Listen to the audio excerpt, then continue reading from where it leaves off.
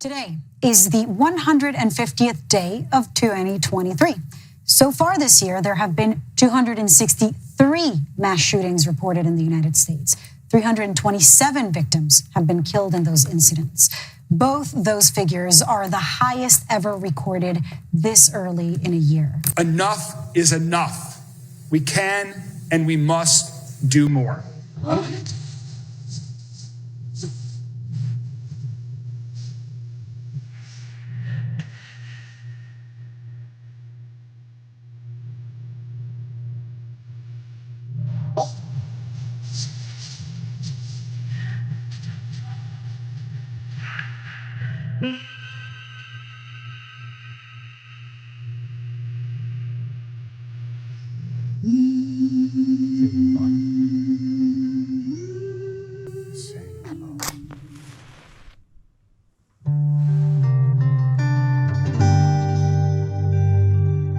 We seek the truth and will endure the consequences.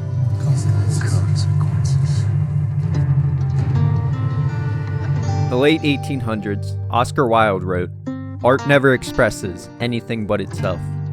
Life imitates art far more than art imitates life. Lying, the telling of beautiful, untrue things, is the proper aim of art."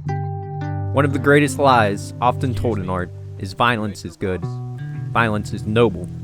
This is often accomplished through the manipulation of the emotions of the viewer or listener. But the truth of what the art is actually trying to tell is rarely the same. In most cases, art is presenting the emotions often felt in life and showing the negative way people often cope or deal with these emotions. As a result of a misunderstanding of the truth behind art, those on the outside looking in often simplify and demonize art based on what they see on the surface. However, that is a misguided interpretation of art. I imagine death so much it feels more like a memory. Is this where it gets me? On my feet, several feet ahead of me. I see it coming. Do I run or fire my gun or let it be? There is no beat, no melody. Burr, my first friend, my enemy. Maybe the last face I ever see. If I throw away my shot, is this how you remember me? You're a silly man, John Marston. What about Jim Milton? Oh, he's even worse. Let me help you in. Among the biggest victims of this trivialization of art is video games. Stop the glorification of violence in our society. This includes the gruesome and grisly video games that are now commonplace. While there are certainly many video games not trying to actually say anything, they are simply trying to make entertaining gameplay, and the gameplay loop of violence is the most easily developed way to achieve that goal, at least as of now. Games have an inherent bottleneck to creation in that they take more time and money to create than many other forms of art. One of the ways to make this bottleneck a little wider is to simplify gameplay by using violence. Violence is much easier to make feel rewarding for the player, because violence often feels rewarding, in the short term at least, in the real world. The history of video game violence is a complex and debated topic that has been studied by researchers, policymakers, and the public for several decades. We've looked into this for many, many years because people have been saying this for about 20 years. Since video games started having gore and blood in the 90s, people have been saying, well, what's that going to do to the young people who are playing this? But you know what? You just don't see it. Researchers have gone into this for years. There were a couple early studies that saw some minor links, but as you see the studies get more sophisticated and the science get better, they just don't find the research that backs this up. In the early days of video games, violence in games was relatively simplistic due to the limited graphical capabilities of the technology. Games like Space Invaders and Pac-Man did not depict realistic violence. However, as technology improved, game developers began to experiment with more realistic and detailed graphics. The introduction of home gaming consoles, such as the NES and Sega Genesis, brought video games into households. With this, game developers had more opportunities to create diverse content, including games with violence. Mortal Kombat and Street Fighter were among the first games to feature more graphic depictions of violence. The 1990s saw increased scrutiny and controversy over violent video games. Games like Doom and Mortal Kombat faced criticism for their realistic depictions of violence. This led to debates about whether video games could contribute to real-world aggression, especially among children. I want to show you what we're talking about. What you're about to see are scenes from two of the most violent new video games. First, we have Mortal Kombat, which is a martial arts contest involving digitized characters. We're going to show two versions of the game. In the first segment, which is Sega's version, blood splatters from the contestants' heads. Instead of red blood spurting out, there's some other liquid, but it doesn't look like blood. It comes with a special piece of hardware, an oversized handgun called the Justifier. And what does this game seem to teach our kids? Basically, that a gun can solve any problem. As technology advanced even further, video game graphics became more realistic, and games began to explore more mature and intense themes. Titles like Grand Theft Auto faced criticism for their depictions of crime and violence. Researchers conducted numerous studies to examine the potential links between playing violent video games and aggressive behavior. The debate over the impact of video game violence on behavior has been ongoing. While some studies suggested a correlation between playing violent video games and increased aggression, others found no conclusive evidence. The American Psychological Association, APA, and other organizations have issued statements acknowledging the complexity of the issue and calling for more research. More than 90% of American children play video games, and that number is only increasing. This activity may provide some benefits, such as improving problem-solving skills and coordination. As school shootings and other forms of school violence persist, however, some parents worry about the impact of violent video games on the developing minds of children. Through the years, various legal challenges have been brought against the video game industry, arguing the violent games contribute to real-world violence.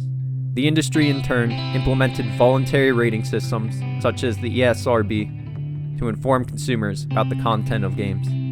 What's a deviant violent video game as opposed to normal violent video game? Yes, Your Honor.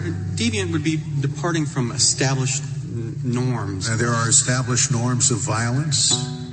Well, I think if we look back... I mean, some of the Grimm's fairy tales are quite grim, to tell you the truth. Agreed, Your Honor. But the level of violence... Are they okay? You're going to ban them too? Not at all, Your Honor. What's the difference? I mean, if you are supposing a category of violent materials dangerous to children, then how do you cut it off with video games? What about films? What about comic books? Grimm's fairy tales? Why are video games special? Or does your principle extend to all deviant violent materials in whatever form? Just as some movies appear to be a call to violence for the viewer, under the surface, they are often a commentary on the fatalism of violence. Video games often are more than they first appear, as well. Take John Wick, for example. This movie series almost sexualizes violence in the beauty of the choreography of the violence, the gorgeous weapons, and the style of the movies. They appear to be showing that violence is some ideal to strive for through the manipulation of viewers' senses, through the release of dopamine in the minds of the viewer, when in reality, the message of the film series is that there's almost no way out of a life of violence. Those living a life of violence are doomed to be trapped in a cycle of violence until their dying day. After my daughter was born, I want to leave this life. I thought I did. But you didn't. We're damned. You and I. And that we agree. Their entire life will be consumed by endless misery, hate, resentment, regret, and dreams of a better, more peaceful future that are seemingly impossible to ever find. Similarly, the Red Dead Redemption series appears on the surface to be a noble tale of revenge and violence in the name of family and loyalty. However, Red Dead Redemption is actually a warning, a reminder of a violent past and the violent future that it will lead to if we are not guarding against our violent tendencies as humans. What if this bullet is my legacy? Legacy! What is a legacy? It's planting seeds in a garden you never get to see.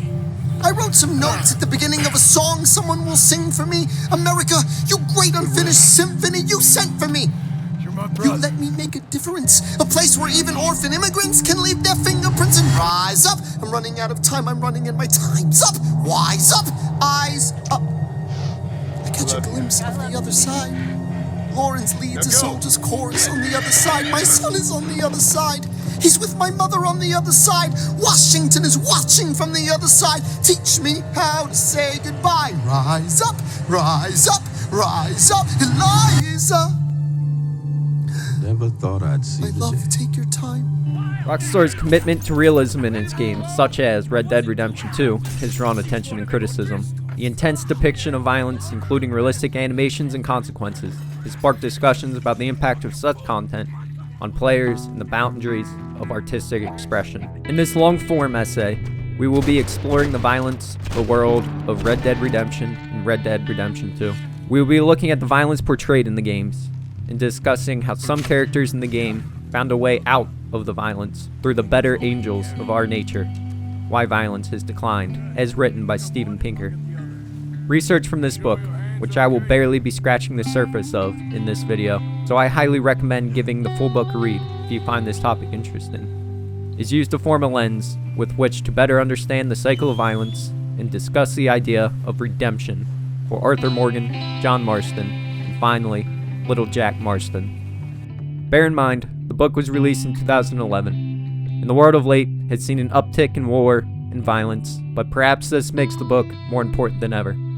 We enjoy the peace we find today because people in past generations were appalled by the violence in their time and worked to reduce it. It is a recognition of the decline of violence that best reaffirms that such efforts are worthwhile. Some critics of the book say that the author cherry-picked statistics to support his hypothesis, but we are not commenting on those stats here.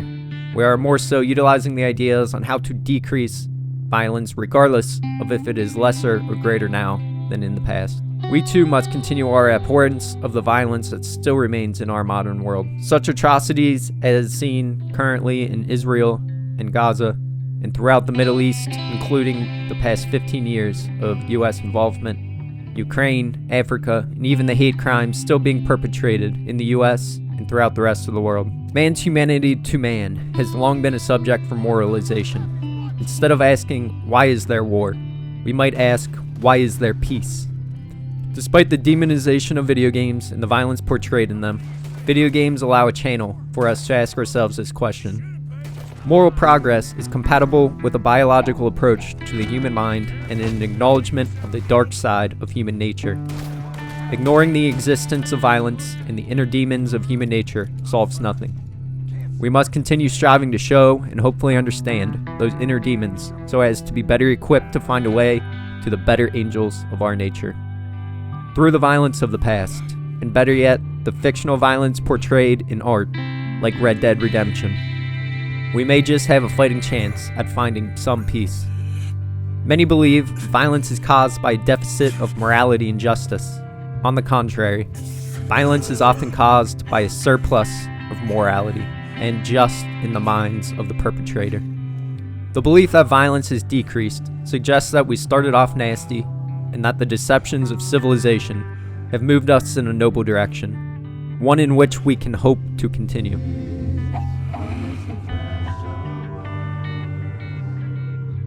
Is civilization, as experienced in the world of Red Dead Redemption, moving in the right direction?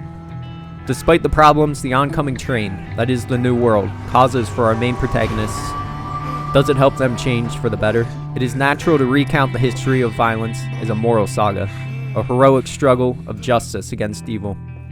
Interestingly, the story of Red Dead Redemption is often one in which the heroes are struggling against an evil that is bringing changes that in the long term, many would argue, lead to less violence. However, initially, intense violence perpetuated against our heroes is the initial phase of this change.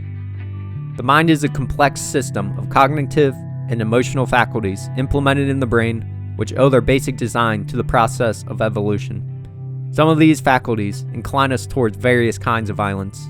Others, the better angels of our nature, incline us toward cooperation and peace. The better angels of our nature, and therefore this video, is a tale of 6 trends. We will discuss 3 of them, as the other 3 relate to events after the Red Dead Redemption tale ends, at least for now. 5 inner demons, 4 better angels, and 5 historical forces. So let us begin our journey into the past. Let's walk and/or ride a few hundred miles in their boots. Just remember, the past is a foreign country. They do things differently there. Once, there was a cowboy named Arthur Morgan. As a boy, he was untamed and without family, until he was adopted by his father figure turned leader.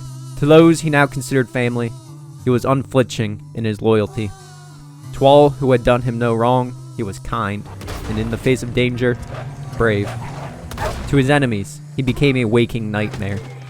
Banished from the West, where he belonged, the cowboy traveled east, away from the law in the West and towards civilization in the East.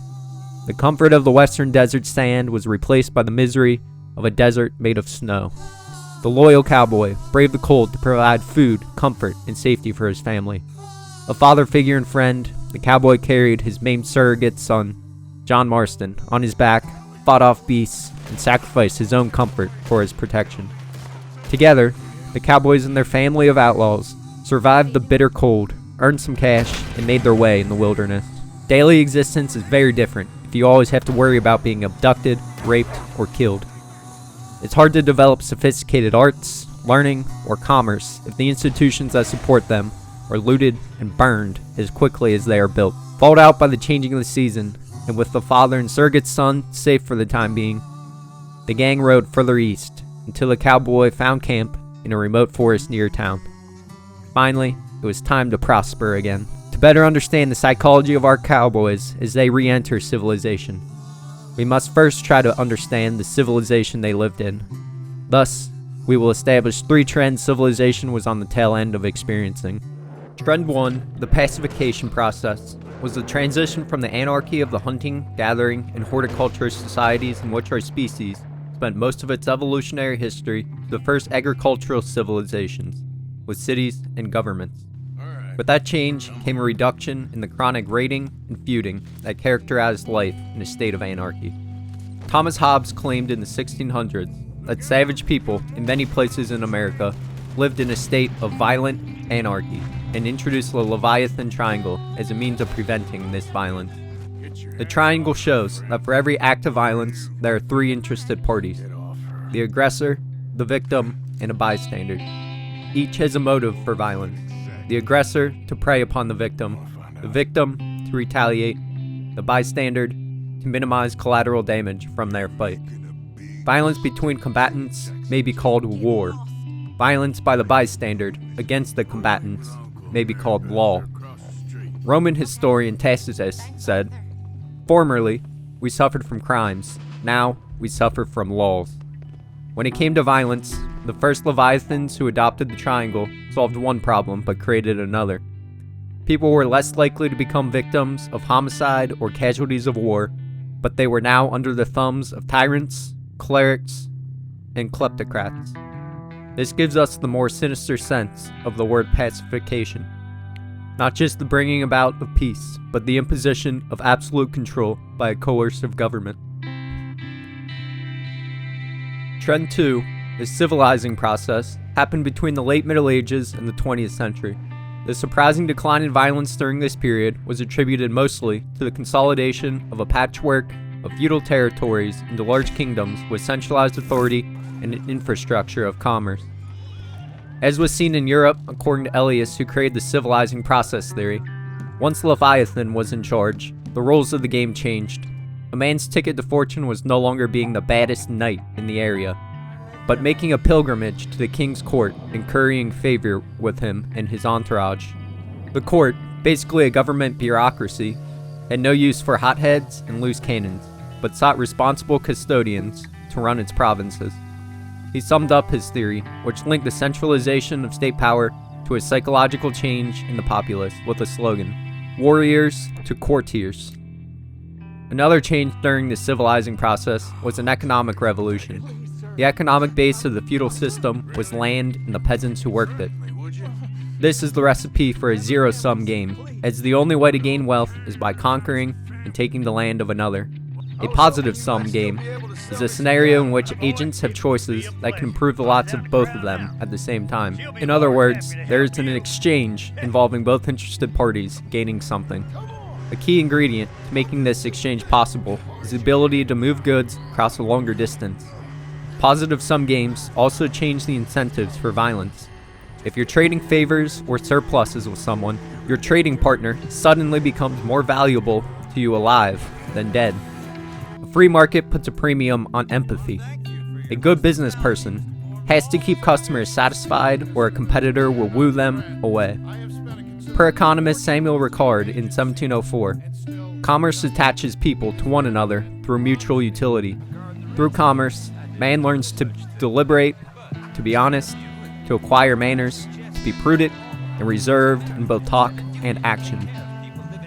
Sensing the necessity to be wise and honest in order to succeed, he flees vice, or at least his demeanor exhibits decency and seriousness, so as not to arouse any adverse judgment on the part of present and future acquaintances. The positive-sum cooperation of commerce flourishes best inside a big tent presided over by Leviathan. Not only is the state well suited to provide the public goods that serve as infrastructure for economic cooperation, such as money and roads, but it can put a thumb on the scale on which players weigh the relative payoffs of raiding and trading. Suppose a knight can either plunder 10 bushels of grain from his neighbor, or by expending the same amount of time and energy, raise the money to buy 5 bushels from him. The theft option often looks pretty good, but if the knight anticipates that the state will fine him 6 bushels for the theft, he'd be left with only 4, so he's better off with the honest toil. Not only do the Leviathan's incentives make commerce more attractive, but commerce makes the job of the Leviathan easier. If the honest alternative of buying the grain hadn't been available, the state would have had to threaten to squeeze all 10 bushels out of the knight rather than just 5 to deter him from plundering. The centralization of state control and its monopolization of violence, the growth of craft guilds and bureaucracies, the replacement of barter with money, the development of technology, the enhancement of trade, the growing webs of dependency among far-flung individuals all fit into an organic whole. And to prosper within that whole, one had to cultivate faculties of empathy and self-control until they became second nature. While the rest of the world saw homicide rates decreasing during the 19th and 20th century, the rate in the United States showed no decline during the 20th century. The US rate saw a slight increase from 1900, the start of Red Dead Redemption 2, to 1914, the end of Red Dead 1's Epilogue. When it comes to violence, the United States is not a country, it's 3 countries. The states in Red Dead Redemption 2 are best guessed at being in the Louisiana, Alabama, Florida region of the US. These happen to make up the most violent of the US states. In Europe, first the state disarmed the people and claimed a monopoly on violence. In America, the people took over the state before it had forced them to lay down their arms, which, as the Second Amendment famously affirms, they reserve the right to keep and bear.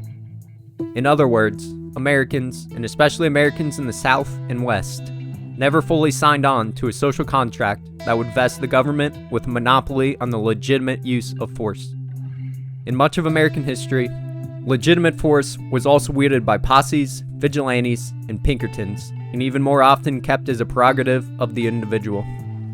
This power sharing has always been sacred in the South.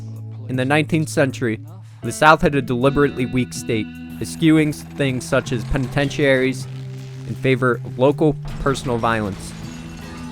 Homicides were treated lightly if the killing was deemed reasonable, and most killings, in the rural South, were reasonable, in the sense that the victim had done everything possible to escape from the killer, that the killing resulted from a personal dispute, or because the killer and victim were the kinds of people who kill each other. The South's reliance on self-help justice has long been part of its mythology. It was instilled early in life, such as in the maternal advice given to the young Andrew Jackson, the dueling president of the United States, who claimed to rattle with bullets when he walked. Never sue anyone for slander, or assault, or battery. Always settle those cases yourself. Self-help justice depends on the credibility of one's prowess and resolve, and to this day the American South is marked by an obsession with credible deterrence, otherwise known as a culture of honor. Nobody steals from me, especially an American. The American West, even more than the American South, was a zone of anarchy until well into the 20th century. The cliché of Hollywood westerns, that the nearest sheriff is 90 miles away, was the reality in millions of square miles of territory, and the result was the other cliché of Hollywood westerns, ever-present violence. In the American Wild West, annual homicide rates were 50 to several hundred times higher than those of eastern cities in midwestern farming regions. The causes were the criminal justice system was underfunded, inept, and often corrupt. Some 5,000 men were on the wanted list in Texas alone. Self-help justice was the only way to deter horse thieves, cattle rustlers, highwaymen, and other brigands. The guarantor of its deterrent threat was a reputation for resolve that had to be defended at all costs, epitomized by the epitaph on a Colorado grave marker that says, quote, "He called Bill Smith a liar."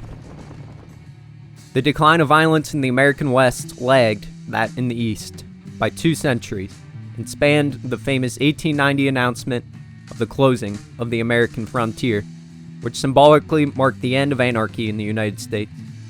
Anarchy was not the only cause of mayhem in the Wild West.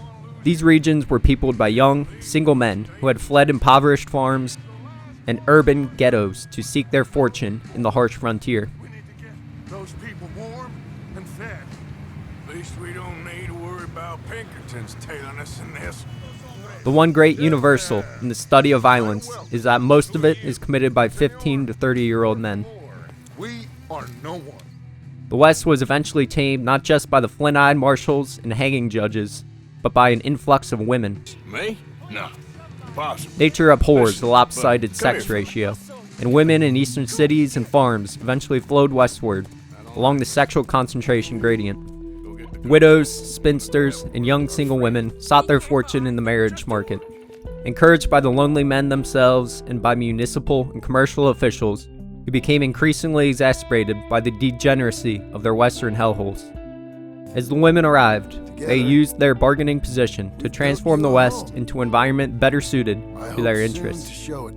They insisted that the men abandon their brawling and boozing for marriage and family life, encouraged the building of schools and churches, and shut down saloons, brothels, gambling dens, and other rivals for the men's attention.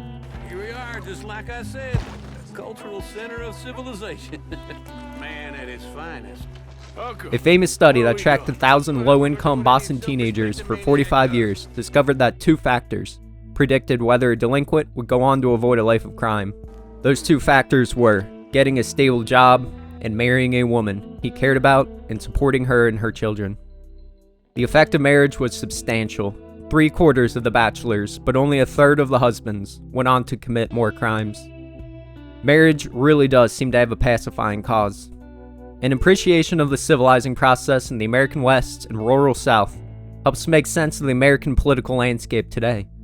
Many northern and coastal intellectuals are puzzled by the culture of their red state compatriots, with their embrace of guns, capital punishment, small government, evangelical Christianity, family values, and sexual propriety. Their opposite numbers are just as baffled by the blue staters' timidity towards criminals and foreign enemies, their trust in government. This so-called culture war likely is the product of a history in which white America took 2 different paths to civilization. The North is an extension of Europe and continued the court and commerce-driven civilizing process that had been gathering momentum since the Middle Ages. The South and West preserved the culture of honor that sprang up in the anarchic parts of the growing country, balanced by their own civilizing forces of churches, families, and temperance. Trend 3. The humanitarian revolution. An eye for an eye will only make the whole world blind. The humanitarian revolution began around the Age of Reason and continued into the European Enlightenment in the 17th and 18th centuries. It saw the first organized movements to abolish socially sanctioned forms of violence like slavery, dueling, judicial torture, and superstitious killing, together with the first stirrings of systemic pacification. Even Abraham Lincoln, president at the time of Arthur Morgan's birth in 1863, accepted a challenge to fight a duel, though he set the conditions to ensure it would not be consummated. When one man felt that his honor had been impugned, he could challenge the other to a duel and cap the violence at a single death, with no hard feelings among the defeated man's clan or entourage. When gentlemen agreed to a duel, they were fighting not for money or land or even women, but for honor, the strange commodity that exists because everyone believes that everyone else believes that it exists. 30 paces. 1, 2, 3, 4, 5, 6, 7, 8, 9. It's the 10 dual commandments. Won't solve It's the 10 dual commandments. Number 1, the challenge, demand satisfaction. If they apologize, no need for further action. Number 2, if they don't, grab a friend, that's your second. Number 3, have your seconds meet face to face. Negotiate a peace. Or negotiate a time and place. The challenge Time and chooses place, first. best between Time. the groups. Most disputes die and no one shoots. Number 4, if they don't reach a peace, that's alright. Time to get some pistols and a doctor on site. 5, dawn before the sun is in the sky. Pick a place to die where it's high and dry. Number 6, Leave a note for your next to kin. Tell them where you've been. Pray that hell or heaven lets you in. 7, confess your sins, ready for the moment of adrenaline. Win, fight, feast your opponent. Number 8, last chance to negotiate. Send in your second, see if they can set the record straight. What a beautiful sunrise. Last words, Winston? Just have fun out there. They won't teach you this in your classes, but look it up. Hamilton was wearing his glasses. Why? If not to take deadly aim, it's him or me. The world will never be the same. I had only one thought before the slaughter. This man will not make an orphan of my daughter. Look him in the eye, aim no higher. Summon all the courage you require, then count. 2, 3, 4, 5, 6, 7, 8, 9. Number 10, paces apart. Another major change we have lived through is an intolerance of displays of force in everyday life. In earlier decades, a man's willingness to use his fists in response to an insult was the sign of respectability. Today, it is the sign of a bore, a symptom of impulse control disorder, a ticket to anger management therapy. President Harry Truman once responded to a negative reviewer who criticized a performance by his daughter by saying, "Someday, I hope to meet you. When that happens, you'll need a new nose, a lot of beefsteak for black eyes, and perhaps a supporter below." Cesare Beccaria, whose 1764 bestseller, On Crimes and Punishment, influenced every major political thinker in the literate world, including Thomas Jefferson and John Adams. Beccaria began from first principles, namely, that the goal of a justice system is to attain the greatest happiness of the greatest number. It follows that a punishment should be proportional to the harm of the crime, not to balance some mysterious cosmic scale of justice, but to set up the right incentive structure. Within a few decades, punitive torture was abolished in every major Western country, including the newly independent United States in its famous prohibition of cruel and unusual punishment in the 8th Amendment to the Constitution. When England introduced drop hanging in 1783 and France introduced the guillotine in 1792, it was a moral advance, because an execution that instantly renders the victim unconscious is more humane than one that is designed to prolong his suffering. But execution is still a form of extreme violence.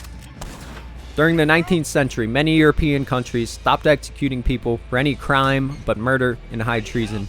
And eventually, almost every Western nation abolished capital punishment outright. Today, capital punishment is widely seen as a human rights violation. As with most forms of violence, the United States is an outlier among Western democracies. Or perhaps should I say, are outliers, since 17 states, mostly in the North, have abolished the death penalty as well. One can imagine that in the 18th century, the idea of abolishing capital punishment would have seemed reckless. Undeterred by the fear of a grisly execution, one might have thought people would not hesitate to murder for profit or revenge. Yet today, we know that abolition, far from reversing the centuries-long decline of homicide, proceeded in tandem with it, and that the countries of modern Western Europe, none of which execute people, have the lowest homicide rates in the world. It is one of many cases in which institutionalized violence was once seen as indispensable to the functioning of a society. Yet once it was abolished, the society managed to get along perfectly well with it. As Madison wrote, "If men were angels, no government would be necessary. If angels were to govern men, neither external nor internal controls on government would be necessary." Yet another innovation of the American system was its explicit recognition of the pacifying effects of positive-sum cooperation. The ideal of gentle commerce was implemented in the Commerce, Contract, and Takings Clause of the Constitution, which prevented the government from getting too much in the way of reciprocal exchanges among its citizens. The idea of democracy, once loosed on the world, would eventually infect larger and larger portions of it, and it would turn out to be one of the greatest violence reduction technologies since the appearance of government itself. The most sweeping change in everyday sensibilities left by the humanitarian revolution is the reaction to suffering in other living things. The growth of writing and literacy helped set off the humanitarian revolution. The expansion of people's minds could have added a dose of humanitarianism to their emotions and beliefs. The human capacity for compassion is not a reflex that is triggered automatically by the presence of another living thing. Over the course of history, people have enlarged the range of beings whose interests they value as they value their own. Empathy, in the sense of adopting someone's viewpoint, is not the same as empathy in the sense of feeling compassion toward the person. But the first can lead to the second by a natural route. Realistic fiction may expand readers' circle of empathy by seducing them into thinking and feeling like people very different from themselves. You wish I was more like you. Like me? No. But Who am I? Much like my country, the United States of America, I'm deeply flawed, conflicted, but optimistic. I've made a lot of mistakes in the past, some big and a lot of small mistakes, but I strive to learn from those mistakes. Am I sometimes too proud to admit when I am wrong? Definitely. Will I fight for those I love? Always. Do I sometimes also fight with the ones I love? Of course. Much like this country, I am often overconfident in what I know, overconfident in my abilities, both physically and mentally. Do I sometimes struggle to define my own identity? Sure. For my country, I've been given immense freedom to choose what I want to be. And sometimes this means I don't know exactly who I am, who I should be, or where I am headed. But I am always free to choose which direction to head, and am free to turn back if I find I am heading down the wrong path. Sometimes it takes longer than it should for me to realize I'm heading in the wrong direction, and I waste more time than necessary. But in the end, I always get where I am going, and I try to make that destination a place of life, liberty, and in pursuit of happiness. Like my country, I've been afforded incredible privilege by those who came before me. Some of this privilege stolen from those not like me, the majority, by the oppression of the minority. This privilege is on full display as I sit comfortably, having spent over 150 hours making this video by myself in my basement with an infinite amount of information available to me, which is both a blessing and a curse to all of us who have it at our fingertips. I made this for a YouTube channel without monetization even on, and a small number of viewers on most videos I've ever made. This one is likely to be no different. I'm an American who will always fight for what he loves, his family, community, and his country.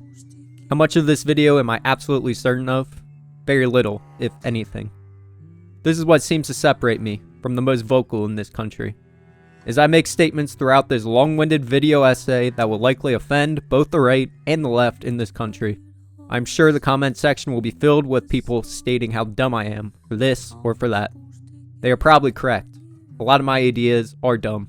All ideas are dumb until you hammer away at them. Look at them from as many angles as possible.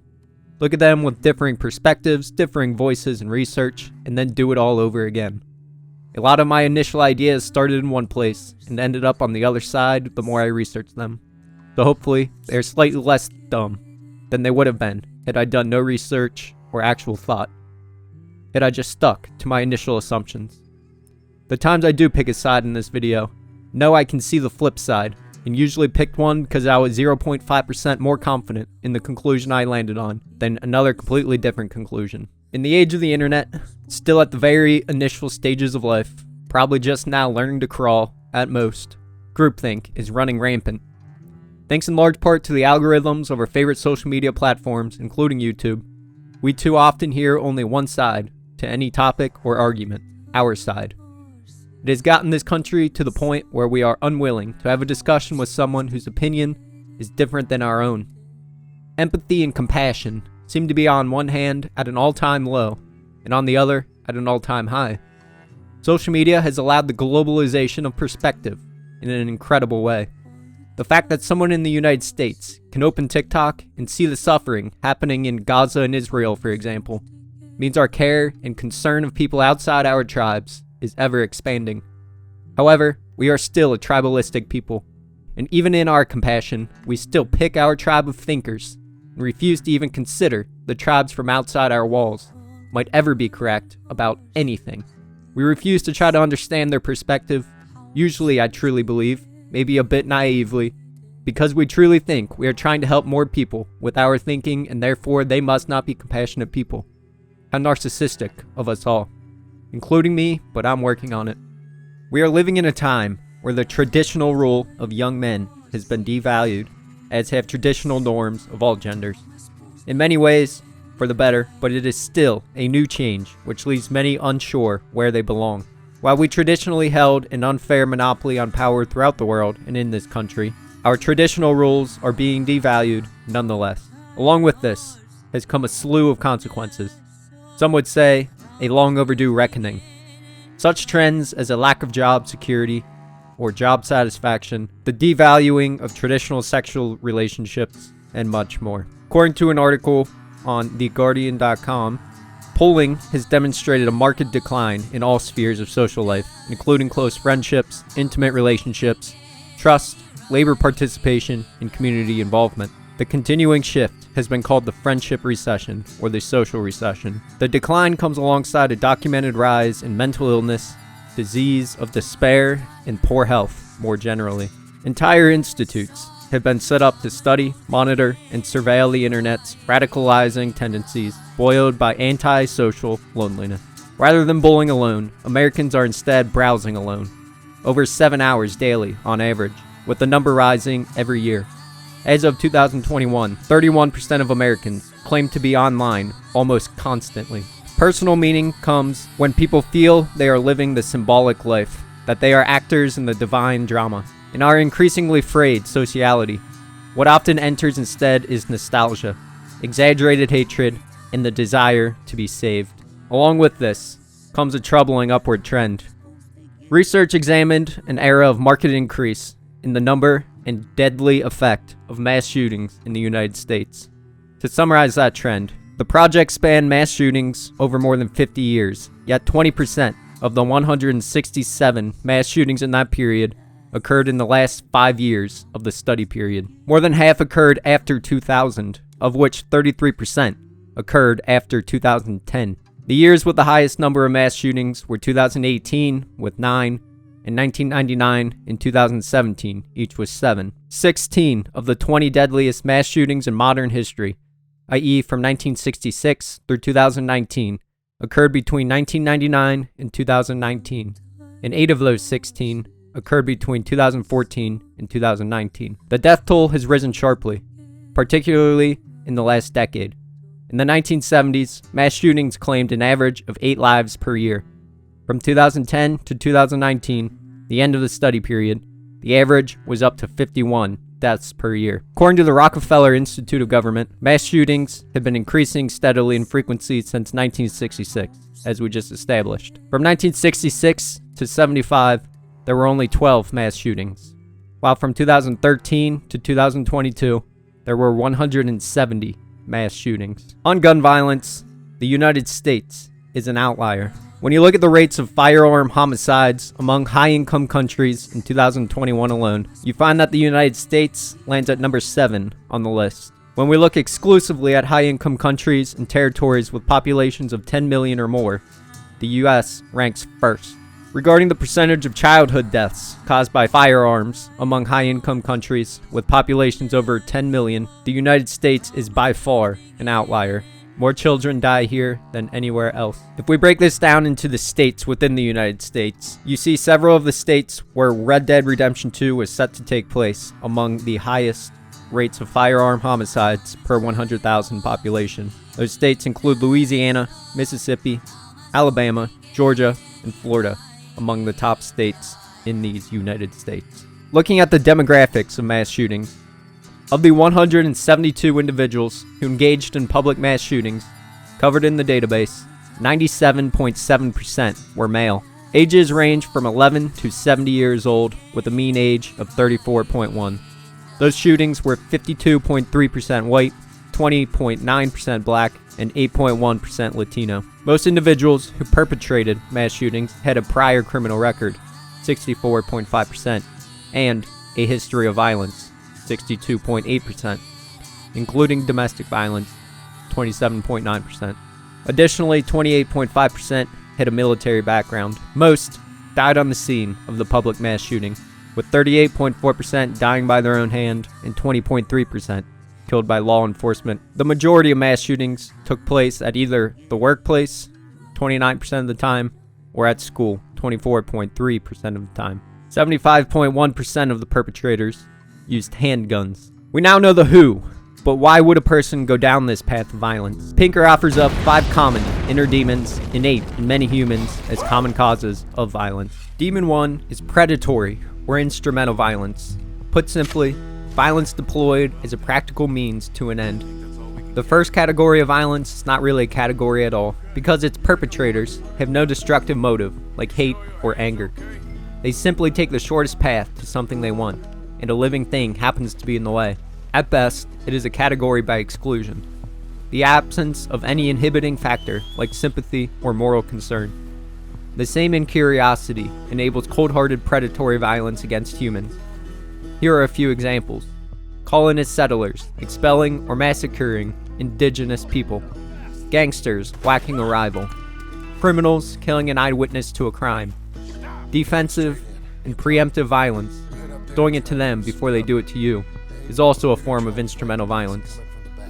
Overconfidence makes the tragedy of predation even worse. If people were completely rational, they would launch an act of predatory aggression only if they were likely to succeed and only if the spoils of the success exceeded the losses they would incur in the fighting.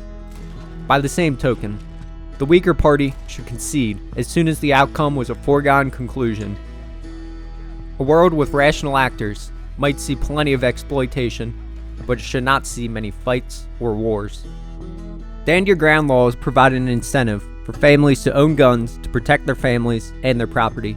These laws keep alive the right of an individual to shoot the intruder before the intruder can shoot them, without risk of repercussions. According to the National Conference of State Legislatures, the common law principle of castle doctrine says that individuals have the right to use reasonable force, including deadly force, to protect themselves against an intruder in their home.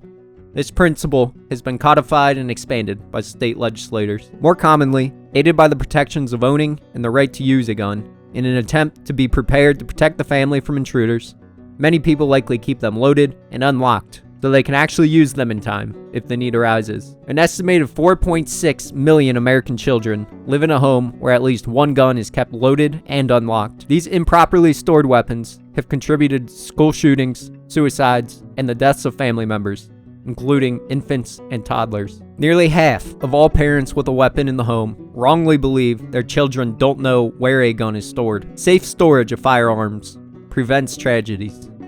Currently, laws requiring safe storage of guns are minimal. Guns used in about 68% of gun-related incidents at schools were taken from the home, a friend, or a relative. Simply locking the gun up can help to mitigate gun violence. It is such a simple solution, but one that is too often overlooked or ignored. In 4 out of 5 school shootings, at least one person had knowledge of the attacker's plan but failed to report it. In a comprehensive school shooting study, the Secret Service and Department of Education found that 93% of school shooters plan the attack in advance. When people see the signs and get help, we can end school shootings. Almost all mass school shooters shared threatening or concerning messages or images. More than 75% raised concern from others prior to the attack. Bystanders saw warning signs in most documented active shooter cases. Truly, you can prevent school shootings when you know the signs. 10 critical warning signs of violence include: number 1, suddenly withdrawing from friends, family, and activities. Number 2, bullying, especially if targeted towards differences in race, religion, gender, or sexual orientation. Sign 3 is excessive irritability, lack of patience, or becoming angry quickly. 4, experiencing chronic loneliness or social isolation. 5, expressing persistent thoughts of harming themselves or someone else.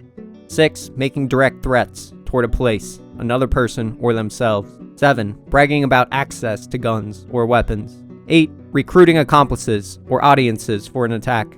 9, directly expressing a threat as a plan. And 10, cruelty to animals. If you happen to witness any of these warning signs, you can submit an anonymous tip where the person will never know who submitted it. If you feel it is an emergency, you can call 911 to report what you have witnessed. If you feel it is not an emergency, you can also go to the Bureau of Alcohol, Tobacco, Firearms, and Explosives to find a link where you can actually submit the tip at their website. Of the 700 plus mass shooting deaths in 2023, at least 48 were attributed to gang violence, another form of predatory violence.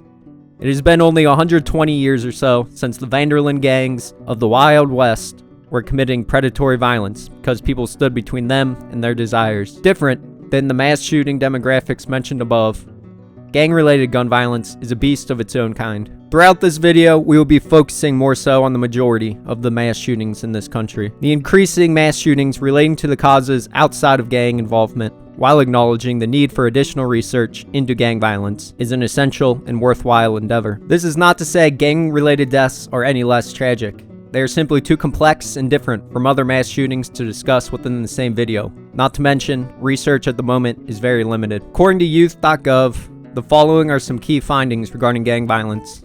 Youth join gangs for protection, enjoyment, respect, money, or because a friend is in a gang. Youth are at higher risk of joining a gang if they engage in delinquent behaviors, are aggressive or violent, experience multiple caretaker transitions, have many problems at school, associate with other gang-involved youth, or live in communities where they feel unsafe and where many youth are in trouble. To prevent youth from joining gangs, communities must strengthen families and schools, improve community supervision, train teachers and parents to manage disruptive youth, and teach students interpersonal skills. Below is a list of strategies recommended to employ within your community if gang violence is a problem. Researchers offer up 5 core strategies, which they call the Comprehensive Gang Model Core Strategies. Strategy 1 is community mobilization, opportunities provision, social intervention, suppression, and organizational change and development. For more information regarding gang violence and strategies to limit it, I recommend visiting youth.gov, which seems to be a great resource.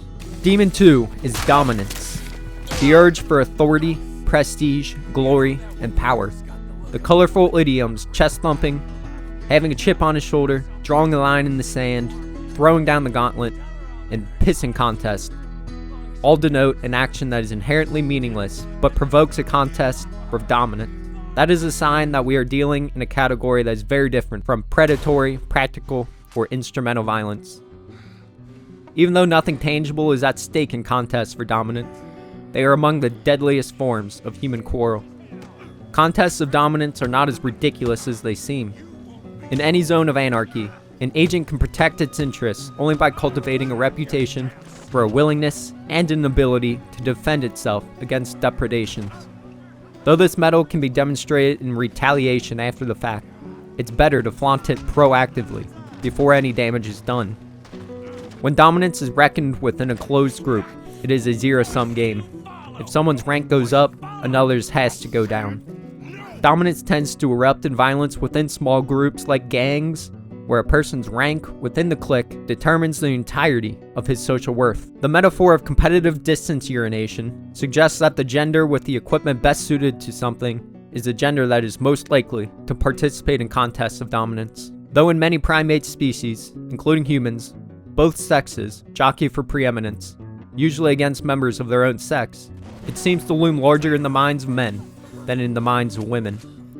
Taking on a mystical status is a priceless commodity worth almost any sacrifice. The socially constructed nature of dominance can help explain which individuals are most likely to take risks to defend it. Perhaps the most extraordinary popular delusion about violence over the past quarter century is that it is caused by low self-esteem. Violence is a problem not of too little self-esteem, but too much, particularly when it is unearned. A part of an individual's personal identity is melded with the identity of the groups that he or she affiliates with. Each group occupies a slot in their minds that is very much like a slot occupied by an individual person, complete with beliefs, desires, and praiseworthy or blameworthy traits. This social identity appears to be an adaptation to the reality of groups and the welfare of individuals. Our fitness depends not just on our own fortunes, but on the fortunes of the bands, villages, and tribes we find ourselves in, which are bound together by real or fictive kinship, networks of reciprocity, and a commitment to public goods, including group defense. Who else? I will. And me. Me too. Oh, and me. I guess. Within the group, some people help to police the provision of public goods by punishing any parasite who doesn't contribute a fair share, and they are rewarded by the group's esteem. On behalf of our group, we can feel sympathetic, grateful, angry, guilty, trustful, or mistrustful with regard to some other group, and we spread these emotions over the members of that group, regardless of what they have done as individuals to deserve them. The dark side of our communal feelings is a desire for our own group to dominate another group, no matter how we feel about its members as individuals. A preference for one's group emerges early in life and seems to be something that must be unlearned, not learned. Tribalism, the desire that social groups be organized into hierarchy, generally with one's own group dominant over the others. Dominance is an adaptation to anarchy, and it serves no purpose in a society that has undergone a civilizing process or in an international system regulated by agreements and norms. Anything that deflates the concept of dominance is likely to drive down the frequency of fights between individuals and wars between groups. That doesn't mean that the emotions behind dominance will go away. They are very much part of our biology, especially in a certain gender, but they can be marginalized. The mid and late 20th century saw a deconstruction of the concept of dominance and related virtues like manliness, honor, prestige, and glory. The horse can feel your fear. Just act confident, okay? Uh-huh. Confident. According to a new study authored by the Education Fund to Stop Gun Violence, the majority of mass shootings are linked to domestic violence. In fact, more than 2/3 of mass shootings are domestic violence incidents or are perpetrated by shooters with a history of domestic violence. Domestic violence is a serious and challenging public health problem. Approximately 1 in 3 women and 1 in 10 men 18 years of age or older experience domestic violence. Annually, domestic violence is responsible for over 1,500 deaths in the United States. Domestic violence victims typically experience severe physical injuries requiring care at a hospital or clinic. The cost to individuals and society is significant. Additionally, a study of a national sample of American children found that over the past year, 60% were exposed to violence, crime, or abuse in their homes, schools, and communities. Almost 40% of American children were direct victims of 2 or more violent acts, and 1 in 10 were victims of violence 5 or more times. Children are more likely to be exposed to violence and crime than adults.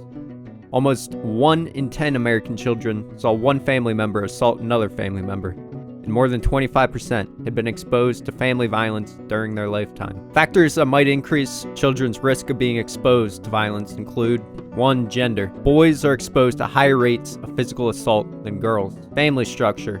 Children who do not live with both biological parents are at increased risk of exposure to violence. Behavioral outcomes may include substance abuse or dependence, teen pregnancy, aggression, conduct disorder, delinquency, and violence, including dating violence and intimate partner violence. Being the victim of a physical assault increases the likelihood of violent juvenile offending by 3.3 times. A number of studies have found that exposure to multiple kinds of violence predicts negative outcomes beyond the effects of any specific type of exposure. The range of outcomes include psychological distress, adjustment in adult relationships, college adjustment, school grades, physical health, delinquency, teen pregnancy, bullying, self-directed violence, physical fighting, teen dating violence perpetration, and adult intimate partner violence victimization and perpetration. Domestic violence at home results in emotional damage, which exerts continued effects as the victim matures. Some things that need to be controlled by the abusers include anger management issues, jealousy, low self-esteem, feeling inferior, cultural beliefs they have the right to control their partner, personality disorder or psychological disorder, learned behavior from growing up in a family where domestic violence was accepted, and alcohol and drugs, as an impaired individual may be less likely to control violent impulses. If you are suffering or have suffered from domestic abuse, help is available. It is extremely difficult to find the strength to get help in these situations, as you have been drained by your abuser. For yourself or for your children, seek that help. Don't remain stuck in this situation. Domestic violence is often about power and control, about dominance. In modern politics, dominance has become the entire goal of both the right and the left. Both sides see it, and yet both sides continue to do nothing but attempt to dominate the other. The rise in popularity of the UFC in recent years is not by accident. The entertainment value of seeing two humans in a cage, literally trying to dominate the other into submission, is incredible. So too has become the political landscape. Entertainment, rather than what the Revolutionary War was fought for, a government of and for the people. Online and offline, communities provide kinship. We gain clout and status within these communities by posting things that smear pie in the face of the opposition, whether the opposition be the right versus left, male versus female, Alabama versus Georgia, or in the extreme case that is sadly rising in popularity, as we will discuss later, white nationalists versus everyone else. According to a recent study, Americans view negative statements as better descriptions of the political system than positive ones. Widely shared criticisms include that both Republicans and Democrats are more focused on fighting each other than on solving problems. Games media, which leans largely, almost entirely, to the left, is also keen to show their dominance by ousting anyone who is not on their side. On March 8, 2017, a major voice in the games media made the following tweet. The Polygon article, which leans largely left, makes sure to point out Moriarty's Twitter handle of @NoTaxation to establish he is not part of their group. Because when the audience they want understands he is conservative, at least by traditional standards, they will then clearly interpret the dumb joke, which I agree was not made at the right time or place, as a sexist attack. The games media proceeded to lay into Colin to the point he literally quit the games industry for a couple of years. While the departure from Kind of Funny was not a surprise, though in the moment shocking, I was listening in my cubicle at my college internship and thought it was a joke when they first said he was leaving. But when I realized it wasn't, I sat there listening for an hour, doing no work whatsoever. Sorry, former employer. Because the news made me so sad. Colin and the rest of the company were clearly going in two very different directions in terms of the company, regardless of politics. However, the dominance of the games media outside of Kind of Funny was shown in full display as an army on the left bombarded Colin on social media, and congratulatory celebrations of accomplishment followed as they got what they wanted. A major conservative voice was removed from not just his company, but from the entire industry for a time. However, where did this display of dominance lead? In the coming days, Colin was invited onto a plethora of conservative chat shows, including an appearance on the largest podcast in the world, The Joe Rogan Experience.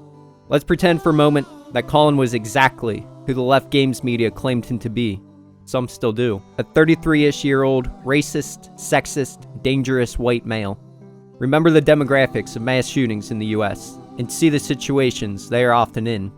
Namely, a crisis and state of isolation that will be discussed later. If I was in the FBI, I would have been tracking Colin, as at this time he fit the parameters of people who can fall prey to lashing out in violence, especially if I had looked at his social media and actually found any racist, sexist, white nationalist type of tweets, though I am not aware of anything worse than his, quote, sexist joke. The left had just ousted him from the gaming community, where he talked about games, with people largely on the opposing viewpoint. So who welcomed him in with open arms? The political right, of course, likely including some offers from far or alt-right individuals or groups. What if Colin was the racist and sexist individual that the people were claiming? He would have taken them up on that offer, and as he now had built one of the largest communities in the history of the Patreon platform, at least at that time, his entire community would have been along for the ride. I have some shocking news. A lot of the gaming community remains young white males. Though that number is shrinking, as more representation is being shown in games, which is a great thing. If you look at the community demographics of most of the biggest gaming channels on YouTube, or users of websites like Polygon or IGN, I would wager they are at least 51% men.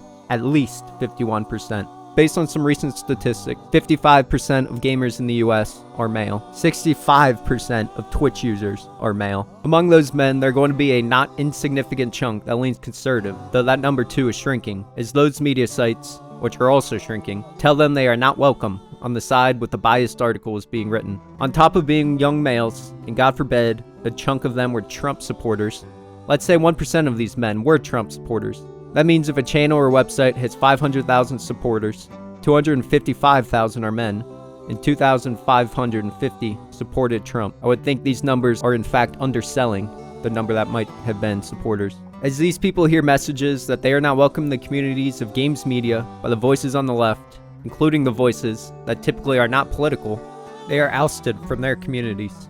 So what must they do? Look for new communities, welcome them. In September 2020, I was 28 years old and a huge fan of Kind of Funny. I still am to this day, despite my using them in a seemingly negative example here.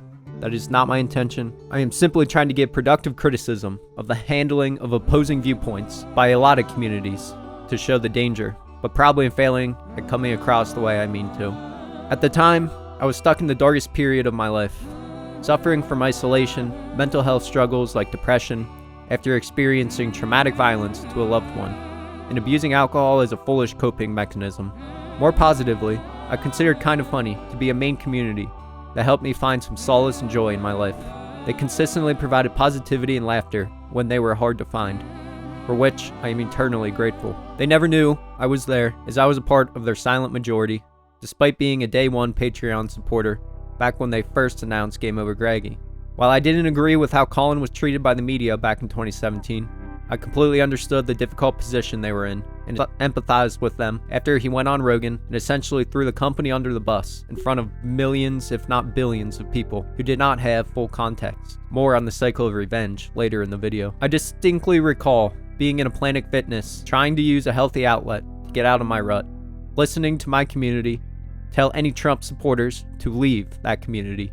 I stopped my workout mid-set and rewound to make sure I had heard right. Now, I have always held what used to be considered moderate views, but are now seen as conservative by the left and liberal by the right, and have never in my life supported nor considered voting for Trump. But after hearing my community, my so-called friends, tell me if I did vote for him, this was still prior to the Capitol riots, mind you, I was unwelcome and no longer a friend. This was the closest I have ever come in my life to even thinking about voting for him. I understand the intention, the attempt to rid the world of hate, but this is not the way to go about it. For a split second, a non-Trump voter considered voting for him because a gaming community, who basically has not talked about politics at all since Moriarty departed, told him what to do. Not vote for Trump or get out. While I did not vote for Trump, I still stand by that choice, despite the misery that the Biden presidency has brought on, and am at a loss on what to do in 2024. But comment section, remember I just said telling me I'm an idiot for voting a certain way is more likely to make me actually vote like that idiot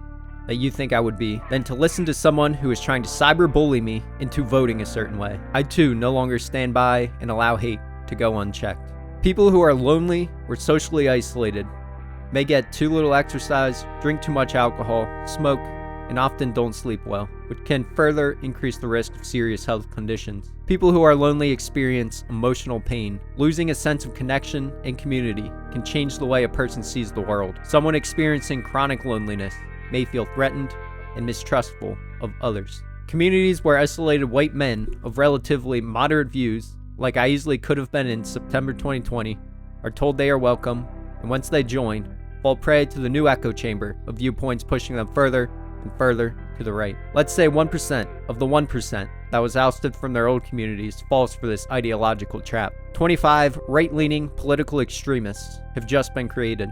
Congratulations on your dominant performance, games media. You just created more alt-right individuals who will now solely be hearing the alt-right viewpoint and only move further right, rather than allowing the dissenting voice to remain surrounded by opposing viewpoints to balance them out. You win, I guess. Jump now to January 6, 2021. You see their faces on the steps of the Capitol building rather than seeing their names in the Twitch chat claiming Biden is too old to be president, or you see them named as a gunman in mass shootings perpetrated by a young white male who was feeling isolated and didn't have a community to turn to. While this example is of course probably a bit hyperbolic, I'm not so sure it isn't at most slightly exaggerated. The statements made by Kinda Funny now appear to be prophetic. Trump is leading his followers down a path of hate that escalates into violence. Those on the right have had their egos bruised and need to prove their dominance by literally overtaking the Capitol by violent means. So now what happens is the right, those who voted for Trump, including loved ones in my own life, are now saying they will never vote for Trump again. So what do? They start listening to communities with more left-leaning views and move themselves further away from what you think you want. This battle for dominance pushes this person who might have been on your side back and forth like a game of Pong, getting you no closer to what you want. The times they vote your way, they do it in spite of you, rather than because of you. Regardless of who started the battle for dominance within this country, the left and right are both compliant in this endless game of dominance in the US.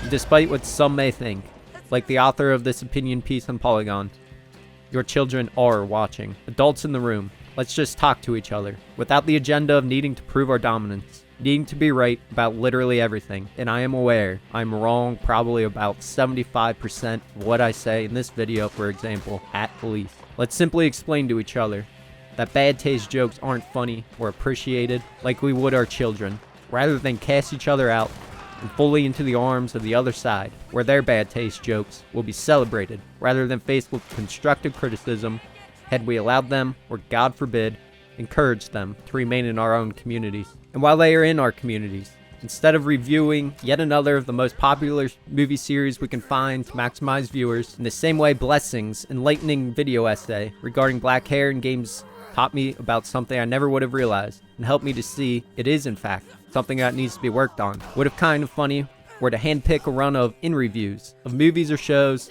that depict the negative impact of racism or hate, and try to broaden the minds of those in their audience indirectly? Movies and TV shows, like games, are an incredible tool to increase empathy towards those not like us, rather than simply telling them to get out because they are a lost cause. Our communities, and especially our friends, which Kinda Funny markets its community to be, can truly help us to see the light if they want to. As long as we don't write our friends, who we believe have fallen off the correct path, off as hopeless and let them stay in the dark forever, we do have the ability to change some minds and actually provoke change. Often, the hardest route is also the best route.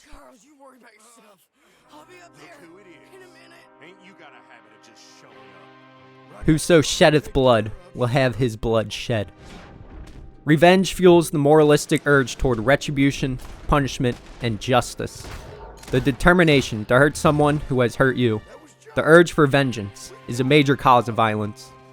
Blood revenge is explicitly endorsed in 95% of the world's cultures, and wherever tribal warfare is found, it is one of the major motives. Revenge is an easily pushed button in everyone's brains. Revenge is quite literally an urge. Proverbs like "revenge is sweet," "don't get mad, get even," and "revenge is a dish best served cold" are hypotheses in effective neuroscience. They predict that patterns of activity in the brain can shift from an aversive anger to a cool and pleasurable seeking, the kind that guides the pursuit of delectable food. And so often happens, the folk neuroscience is correct. Dominique de Quervain and his collaborators gave a sample of men the opportunity to entrust a sum of money to another participant who would invest it for a profit, and then either share the total with the investor or keep it for himself, sometimes called the trust game. Participants who had been cheated out of their money were then given the chance to levy a punitive fine on the faithless trustee, though sometimes they would have to pay for the privilege. As they were pondering the opportunity, their brains were scanned, and the scientists found that a part of the striatum, the core of the seeking system, lit up. The same region that lights up when a person craves nicotine, cocaine, or chocolate. See my video on addiction in The Last of Us Part 2 for more on the science behind how this can lead to addictive behavior. Revenge is sweet, indeed. The more a person's striatum lit up, the more he was willing to pay to punish the crooked trustee, which shows that the activation reflected genuine desire, something that the person would pay to have summated. When the participant did choose to pay, His orbital and ventromedial frontal cortex lit up, the part of the brain that weighs the pleasure and pain of different courses of action. In this case, presumably, the cost of revenge and the satisfaction it afforded. Revenge requires the disabling of empathy. Forgiveness turns out to be more important than everyone first appreciated. The act of unconditional forgiveness can flick a duo that has been trapped in a cycle of mutual defection back onto the path of cooperation. Revenge can work as a deterrent only if the avenger has a reputation for being willing to avenge and a willingness to carry it out, even when it is costly. That explains why the urge for revenge can be so implacable, consuming, and sometimes self-defeating. The psychology of revenge also implements what judicial theorists call general deterrence, a publicly decreed punishment that is desired to scare third parties away from temptations of crime. The psychological equivalent of general deterrence is the cultivation of a reputation for being the kind of person who cannot be pushed around. Experiments have shown that people punish more severely, even at a price that is greater than the amount of which they have been cheated, when they think the audience is watching. And as we saw, men are twice as likely to escalate an argument into a fight when spectators are around. People consider the harms they inflict to be justified and forgettable, and the harms they suffer to be unprovoked and grievous. The conflict between Israelis and Palestinians stands in many people's minds today as the nastiest ongoing cycle of deadly revenge. The applied psychology of reconciliation bears out the vision of the Israeli novelist Amos Oz on what a solution will have to look like. Quote, "Tragedies can be resolved in one of two ways. There's the Shakespearean resolution, and there's the Chekhovian one. At the end of the Shakespearean tragedy, the stage is strewn with dead bodies, and maybe there's some justice hovering high above. A Chekhov tragedy ends with everybody disillusioned, embittered, heartbroken, disappointed, absolutely shattered, but still alive. And I want a Chekhovian resolution, not a Shakespearean one, for the Israeli-Palestinian tragedy."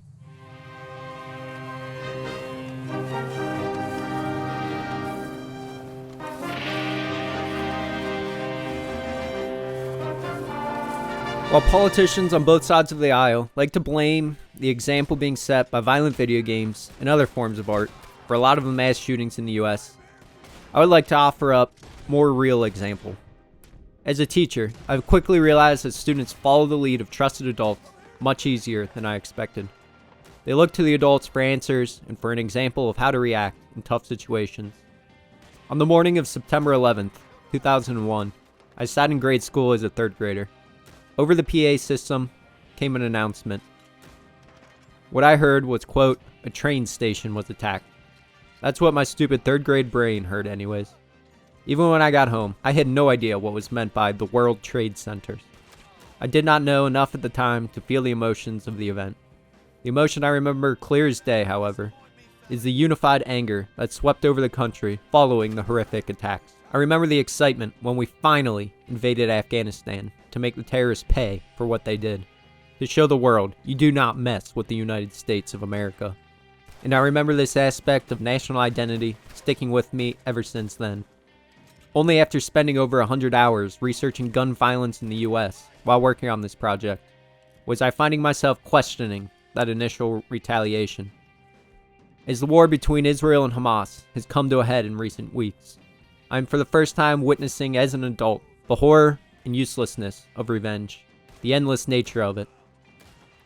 While there was certainly at least some element of protecting the US from further attacks, predatory violence, as seen in Demon 1, doing it to them before they can attack us again, undeniably, a major influence of the decision to invade Afghanistan was out of revenge.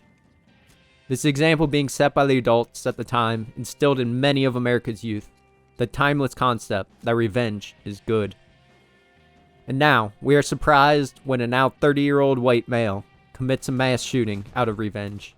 He's just doing what he was taught by the adults of the United States, back when his developing mind couldn't do anything other than trust the adults were right. Revenge is good. The most unified I remember ever seeing this country was when we all felt the same emotion, when we all felt we were justified in seeking revenge against the terrorists. How much collateral damage was there along our journey for revenge? The soldiers themselves were fighting the war for the right reasons. trying to help people and look out for each other, Americans or otherwise. But our country as a whole was at least in some part doing it for the easiest of demons to fall prey to: revenge. As a child, I played Red Dead Redemption with the lessons learned from the US response to 9/11 as my guide. In the final moments, when John is about to be massacred by the US Army, I did my best to take deadly aim and bring down as many of the killers as possible before John's death. I took pride in inflicting as many bullet holes as possible before I went down myself. Now as an adult, with the research of this project as my guide, I aim John's pistol at the ground, and I die a violently peaceful death. John killing more people at Game's End is not protecting his wife and son, it is putting them at greater risk. John killing people at the end is for revenge and revenge alone. The US getting our revenge after 9/11 certainly protected our country in some ways, but it also put us at greater risk of continued future attacks by those affected by our invasion. There's a time to fight, like when we are protecting someone from an individual with their finger on the trigger. But when it is time for revenge, it is time to put the guns down. While I am in no way saying Osama bin Laden's death was not just, and in the name of protecting the world from further acts of horrific violence he was sure to commit, I want to think critically through an analysis on if, in fact, his killing by the US will lead to less violence rather than more. What if we had captured him rather than killing him on the spot? Or worst case, having him die of old age without us ever capturing him. Though he was only 54, so he likely had many years remaining to continue committing horrific violence throughout the world, though most would agree a single year longer of his continued violent crusade was unacceptable regardless of the repercussions. Americans were soon eating out of the palm of his hand with the celebrations that followed his death. Australia marked the death of Osama bin Laden in a manner befitting a nation that has lost more of its citizens in Al-Qaeda-inspired terrorist attacks than any Western country other than Britain and the US. In the days leading up to his death, bin Laden basically baited the US president to come and get him, telling him he didn't think he had the balls to do it. Bin Laden knew this would encourage Obama to go after him and commit further violence in the Middle East, to make him a martyr once and for all. While the main objective of killing him was likely to prevent further harm directly caused by this evil man, there's no denying revenge played a large role in the hunt and ultimate execution. Recall the joy and chanting in stadiums when the news broke that we finally got him. As a country, for a moment, we were once more unified. We all thought this act of revenge was just, regardless of how close to 9/11 we were. From those in the towers who escaped, those who lost loved ones in the attack, or the hunt for the man that followed, to the average American whose closest involvement became the security checks they had to have the courage to endure. Almost unanimously, we agreed we were 100% justified in getting our revenge. I recall being in high school, and for once pumped to go to history class, because I knew we would talk about it. Talk about how great it was that we got him. Of course we did. Talk about the possible repercussions the story of revenge would likely have going forward. We did not. Once again, all I was hearing was revenge is good. As we have determined, revenge is an endless cycle. There is always a victim in revenge who believes they have been unjustly slighted, while the avenger feels they are justified. This leads to a culture of one-upsmanship, and the revenge just gets bigger and bigger. Even bin Laden claimed in part his murder of thousands was justified because of what America had done to him and his people. Of course, this was just rhetoric in an attempt to gain followers.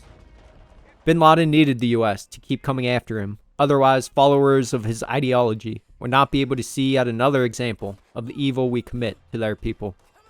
The US made a point of making sure bin Laden's body could not be found and used as a tool to recruit more individuals to the evil ideology he embodied. But the damage had already been done. An ideology doesn't need a body to make a martyr. They need a story that can be used to paint the other side as evil. And an ending to the story of bin Laden they now had. To his followers and any future followers, the story ends poetically. With bin Laden being proven right to his followers, America will stop at nothing to hunt us down and kill us because of our faith. Of course, this story being painted is far from accurate. However, his death likely means others will simply take up his mantle and avenge his death. And on we will go. A decade after the death of Osama bin Laden, Al-Qaeda remains a threat. We should not fool ourselves into thinking that bin Laden's death signaled the end of Al-Qaeda or the global jihadist movement more broadly. The US went to war in Afghanistan in 2001 to destroy the terrorist group responsible for the worst terrorist attack on American soil in history. A decade after the death of Osama bin Laden, Al-Qaeda remains a threat. For the moment, it appears the death of the former leader of Al-Qaeda has led to less violence, at least from his group, though a plethora of other extremist groups have happily taken its place for the time being. Demon 4 is sadism, or pleasure taken in another's suffering. It's hard to single out the most heinous form of human depravity. There are so many to choose from, but if genocide is the worst by quantity, sadism might be the worst by quality. The deliberate infliction of pain for no purpose but to enjoy a person's suffering is not just morally monstrous, but intellectually baffling, because in exchange for the agony of the victim, the torturer receives no apparent personal or evolutionary benefit. The development of sadism requires two things. 1. Motive to enjoy the suffering of others, and 2. A removal of the restraints that ordinarily inhibit people from acting on them. Though it's painful to admit, human nature comes equipped with at least 4 motives to take satisfaction in the pain of others. One is a morbid fascination with vulnerability of living things. Think of a young child taking apart the legs of a daddy long leg. Another appeal of feeling someone's pain is dominance, as discussed earlier. A third occasion for sadism is revenge, or the sanitized third-party version we call justice. The whole point of moralistic punishment is that the wrongdoer suffers for his sins. We have already seen that revenge can be sweet. Revenge literally turns off the empathetic response in the brain, and it is consummated only when the avenger knows, that the target knows, that his suffering is payback for his misdeeds. That is why the villain always goes on his diatribes and ends up losing to our hero in action movies, and we sit there saying, why don't they just kill him? They don't have the revenge unless the person knows that they know before they get their revenge. There are barriers to sadism, but there must also be workarounds, where sadism would not exist. The crudest workaround is evident during rampages, when a window of opportunity to rout the enemy opens up and any revulsion against hands-on harm is suspended. The most sophisticated workaround may be the willing suspension of disbelief that allows us to immerse ourselves in fictional worlds. One part of the brain allows us to lose ourselves in the story and perhaps indulge in a touch of virtual sadism.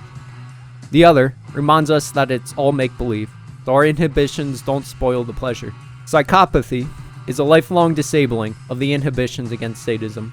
Sadism is literally an acquired taste. It's often said that people become desensitized to violence, but that is not what happens when people acquire a taste for torture. They are not oblivious to the suffering of others in the way that neighbors of a fish processing plant stop noticing the smell. Sadists take pleasure in the suffering of victims, or in the case of serial killers, positively crave it. According to the National Institute of Justice, Public Mass Shootings Database amasses details of a half-century of U.S. mass shootings with firearms generating psychological histories. Persons who committed public mass shootings in the U.S. over the last half-century were commonly troubled by personal trauma before their shooting incidents, nearly always in a state of crisis at the time, and in most cases, engaged in leaking their plans before opening fire. Most were insiders of a targeted institution, such as an employee or student. Except for young school shooters who stole the guns from family members, most used legally obtained handguns in those shootings. Suicidality was found to be a strong predictor of perpetration of mass shootings. Of all mass shooters of the Violence Project database, 30% were suicidal prior to the shooting. An additional 39% were suicidal during the shooting. Those numbers were significantly higher for younger shooters, with K-12 students who engaged in mass shootings found to be suicidal in 92% of instances. College and university students who were engaged in mass shootings were suicidal 100% of the time. In terms of past trauma, 31% of persons who perpetrated mass shootings were found to have experienced severe childhood trauma, and over 80% were in crisis. Trauma was a common element of the backgrounds of those committing mass shooting, both in the database and the qualitative studies. Early intervention through school-based services may be a key component of early prevention. Remember our numbers on domestic violence, which makes this number far less surprising. In public discourse, mass shootings are often blamed on mental illness, but the research indicates the role of mental illness in mass shootings is complicated, not clear-cut. Mental health issues were common among those who engaged in mass shootings, with psychosis playing a minor role in nearly 1/3 of the cases, but a primary role 10% of the time. The data indicate, however, that nearly all persons who engaged in mass shootings were in state of crisis in the days or weeks preceding the shooting. Regarding sadism in modern America, I am going to draw parallels to our culture of enjoying seeing the downfall of others, sometimes known as schadenfreude, the emotional experience of pleasure in response to another's misfortune. Psychologists describe 3 categories of context for schadenfreude: justice, rivalry, and aggression. These contexts correlate with 3 distinct motivations: social justice, self-evaluation, and social identity. Sounds to me to be a lot like the toxic political environment of the moment, and games media is complicit in the issue with how they celebrate anyone who thinks differently than them falling from grace, like Colin Moriarty, as we discussed earlier. But again, our children always were and still are watching. The same games media loves to complain about the toxicity of the console wars they see in their comment sections that resembles the toxicity and tribalism of politics very closely. Though of course the console wars are about a consumer product being bought from mega corporations, rather than about the direction of this country. Social media plays a huge role in this. The presence of schadenfreude in online behavior is well documented, with people who report low self-esteem spending more time rewarded by looking for stories of other people's failures. One factor may be the release from empathy due to the barrier screens provide from facing other people in person. Also, the ability to quickly assess in-group and out-group distinctions based on social media cues is thought to increase the schadenfreude response to social media posts of those deemed dissimilar and stemming from a different social group. Schadenfreude online impacts behaviors such as the spread of political stories and consumer decisions. For example, one study found that social media denigrating competitive brands had a positive impact on intent to purchase a preferred brand. Console war toxicity. Gamers enjoy seeing someone suffer if they are not playing on the same platform as them.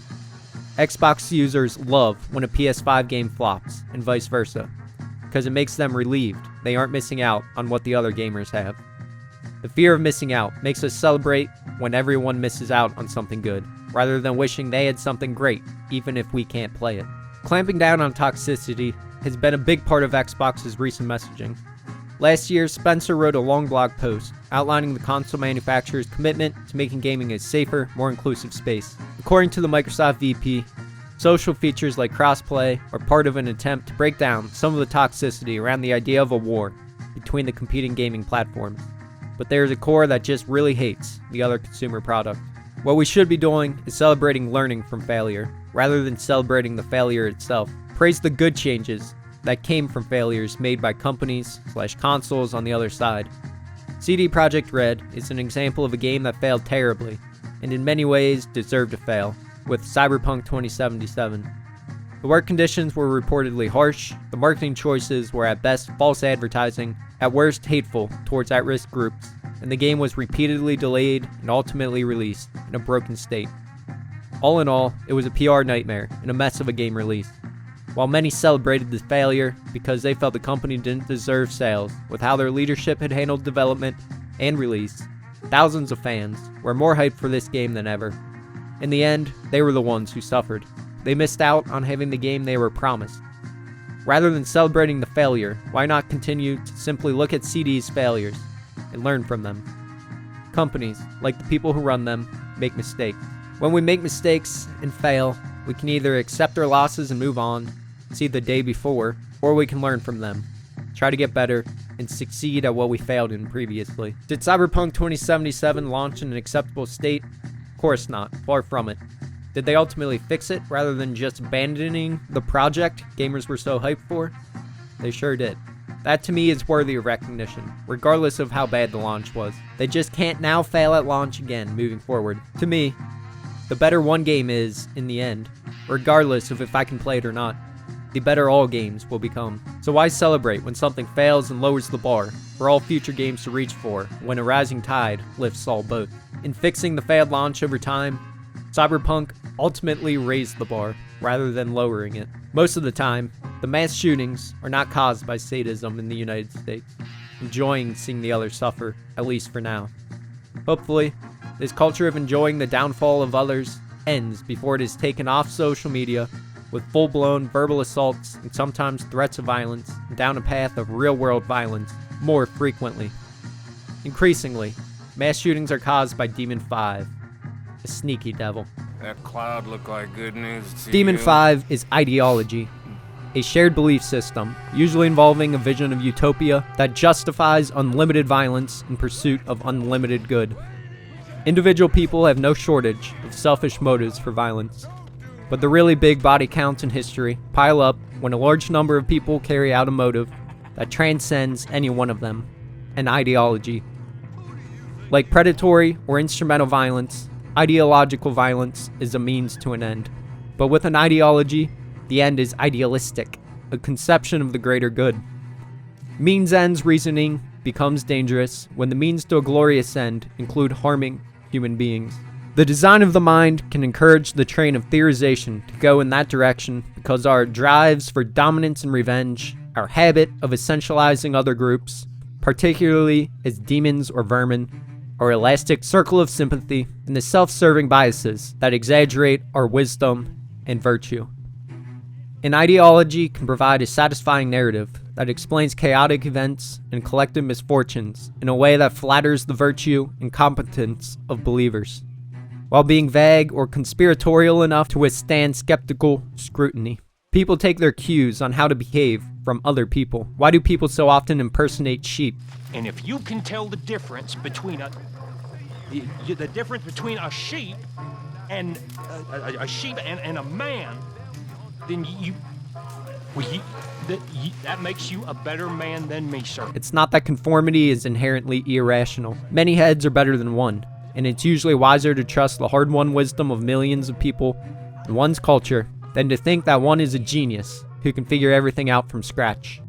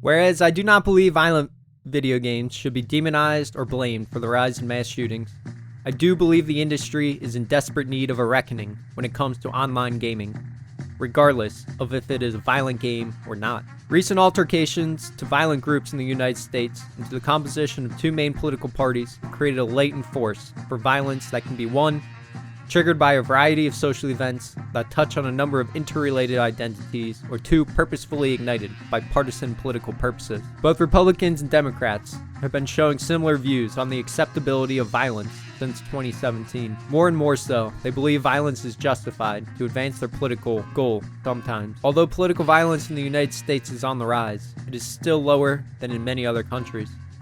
Once violence begins, however, it fuels itself. Far from making people turn away in horror, political violence in the present is the greatest factor normalizing it for the future. Preventing a downward spiral is therefore imperative.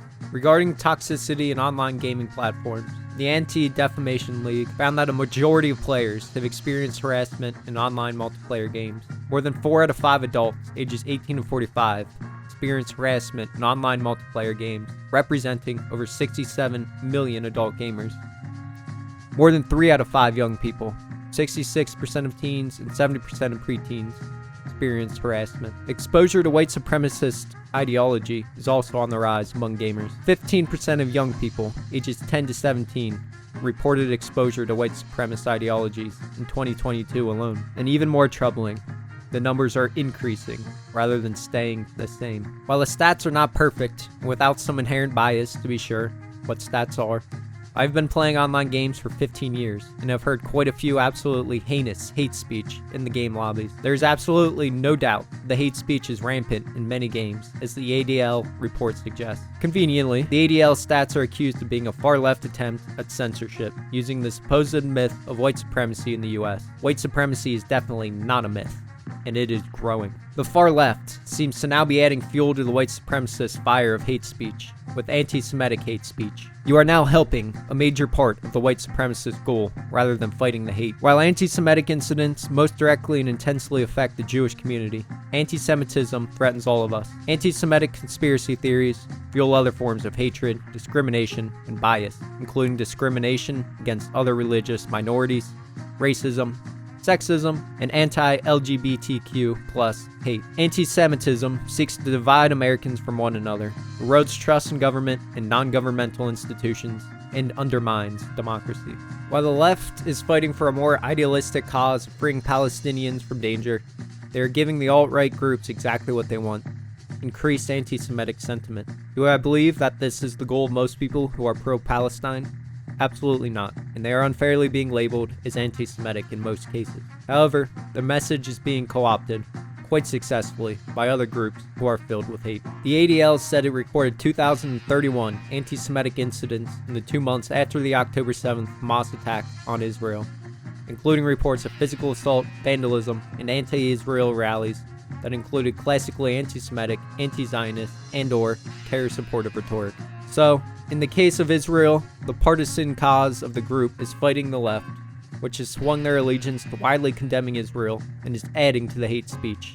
In this case, anti-Semitic hate speech, in many circles, while in the case of condemning video game hate speech, the group in fighting those on the far right who claim to fight for free speech, while the Republican Party has become the main advocates of video game censorship. In trying to make this video, I've become extremely confused on so many of the issues because the two sides refuse to actually talk and listen to each other. One side says something, only arguments I can find read as if they didn't hear a word from the other, as they address a new problem, rather than commenting on the original argument. One thing is clear: hate is hate, no matter what side you are on. On that, we seem to even be in disagreement. So with the seed set and acknowledging that extremist groups are out there and they are actively trying to recruit new individuals, let us now look back at games industry. Online games can be a site for recruitment. In December 2023, the Australian Federal Police took the unusual step of issuing a warning that extremists continue their attempts to recruit young people through popular chat and online forums, including gaming platforms. They singled out Roblox in particular. Video games can be a major source of fake news as well. Misleading posts born of fear and confusion are being amplified within a broader online information ecosystem. The gaming industry has had no choice but to address this issue. Some insiders see a growing acknowledgement in the industry that toxic behavior undermines healthy communities, hurting the gaming business. For instance, a gaming platform recently aligned with industry bodies to conduct a mental health survey of players, a move that in itself admits the growing role of games and their ability to shape lives in positive and negative ways. The survey, resonating with others presented in this article, unsurprisingly found that significant numbers of players encountered insults, trolling, and aggressive behavior. While the definitions of toxic vary, toxic behavior is generally considered an umbrella term for a wide variety of negative activities that abuse other players, violate rules, or break social norms.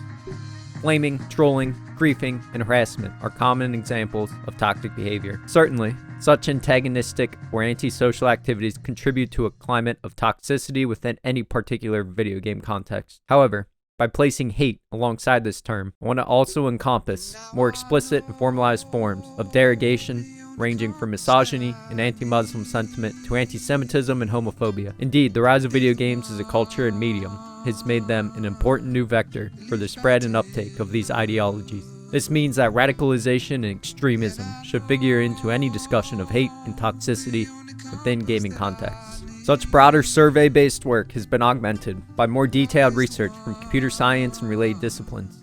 Studies have focused on analyzing the levels of racism, sexism, and general hate speech within particular gaming communities using natural language processing and other computational methods.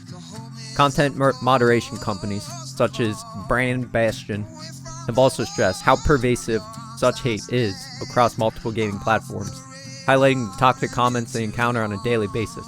from homophobic slurs to racist insults and encouragements to commit suicide. One of the key issues with hate in gaming is how taken for granted it is.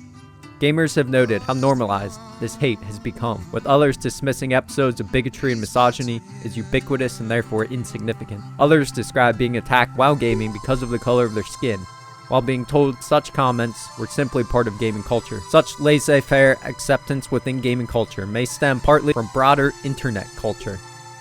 As Lisa Nakamura notes, racism on the internet comes with the infrastructure and is normalized as part of the online experience. It is the signal rather than a glitch. This resignation influences the way in which hate is perceived and responded to. Gamers who are targeted by racism, such as men of color, often cope with it through desensitization, downplaying it as not serious or real. This insight echoes other research, which finds that gamers fail to report behavior because they see it as acceptable, typical, or not worthy of flagging. As will be discussed later, scholars see this as one of the many drivers of hate within gaming. The acceptance and normalization of toxic abuse creates a kind of feedback loop, perpetuating a culture marked by racism, sexism, and other forms of bigotry. Taken together, these insights suggest that hate in gaming contexts is often dismissed as part of the culture. In recognition of this threat, the UN's Office of Counterterrorism held a roundtable on this topic, stating that violent extremists are increasingly exploiting these expanding spaces in attempts to recruit, radicalize, and disseminate propaganda. Similarly, the recently launched Extremism in Gaming Research Network noted that violent extremist organizations are actively exploiting online gaming across the world. But research into gaming and radicalization is sparse and outdated. Gaming has expanded to become a highly popular cultural form, with millions of people spending significant periods of time in gaming contexts.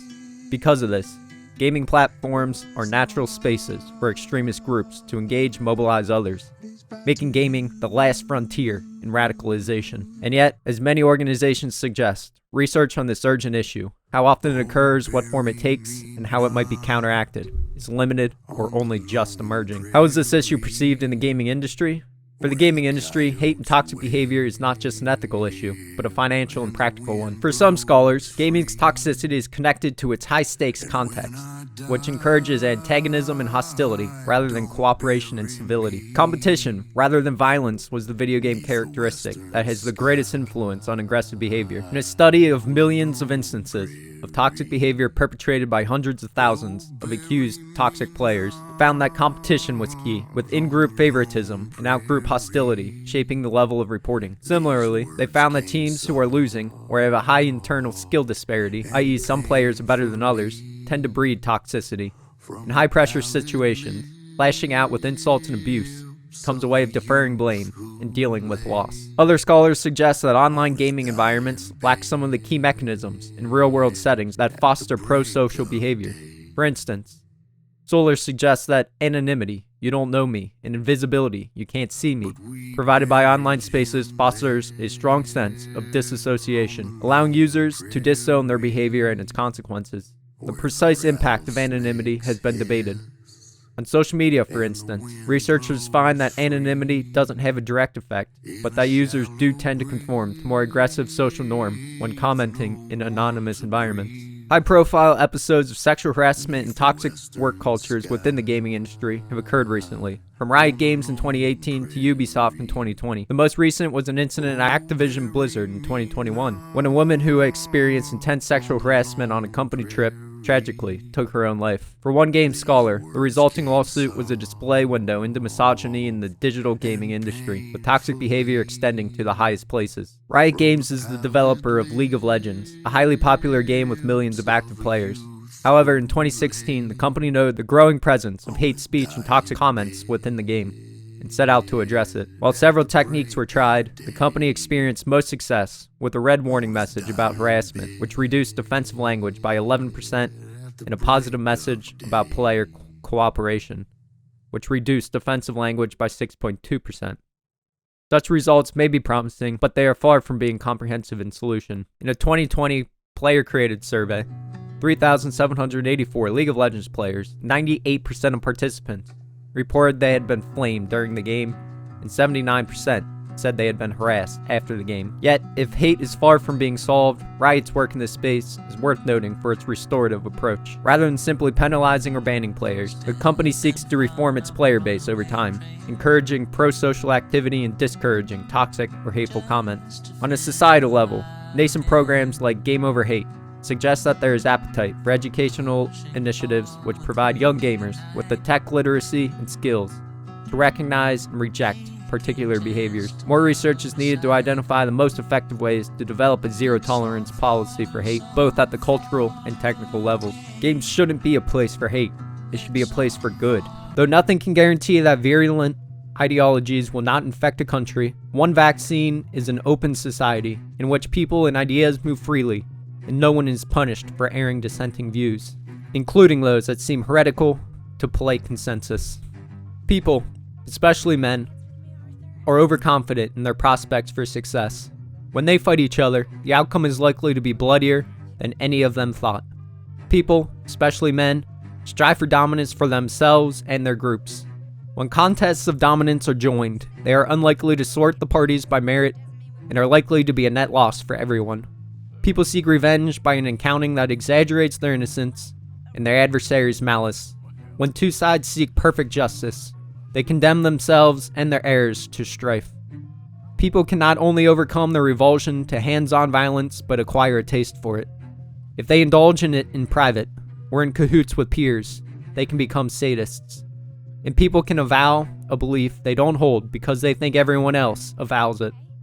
Such beliefs can sweep through a closed society and bring it under the spell of a collective delusion. Death doesn't discriminate between the sinners and the saints. It takes and it takes and it takes. History obliterates, and every picture it paints me and all my mistakes. When Alexander aimed at the sky, he may have been the first one to die, but I'm the one who paid for it. You killed my father. Your father killed himself with the life he lived. Now I'm the villain of history. I ain't got too much to say no more. I was too young and blind to see. I should have known. I should have known the world was wide enough for both Hamilton and me. The world was wide enough for both Hamilton and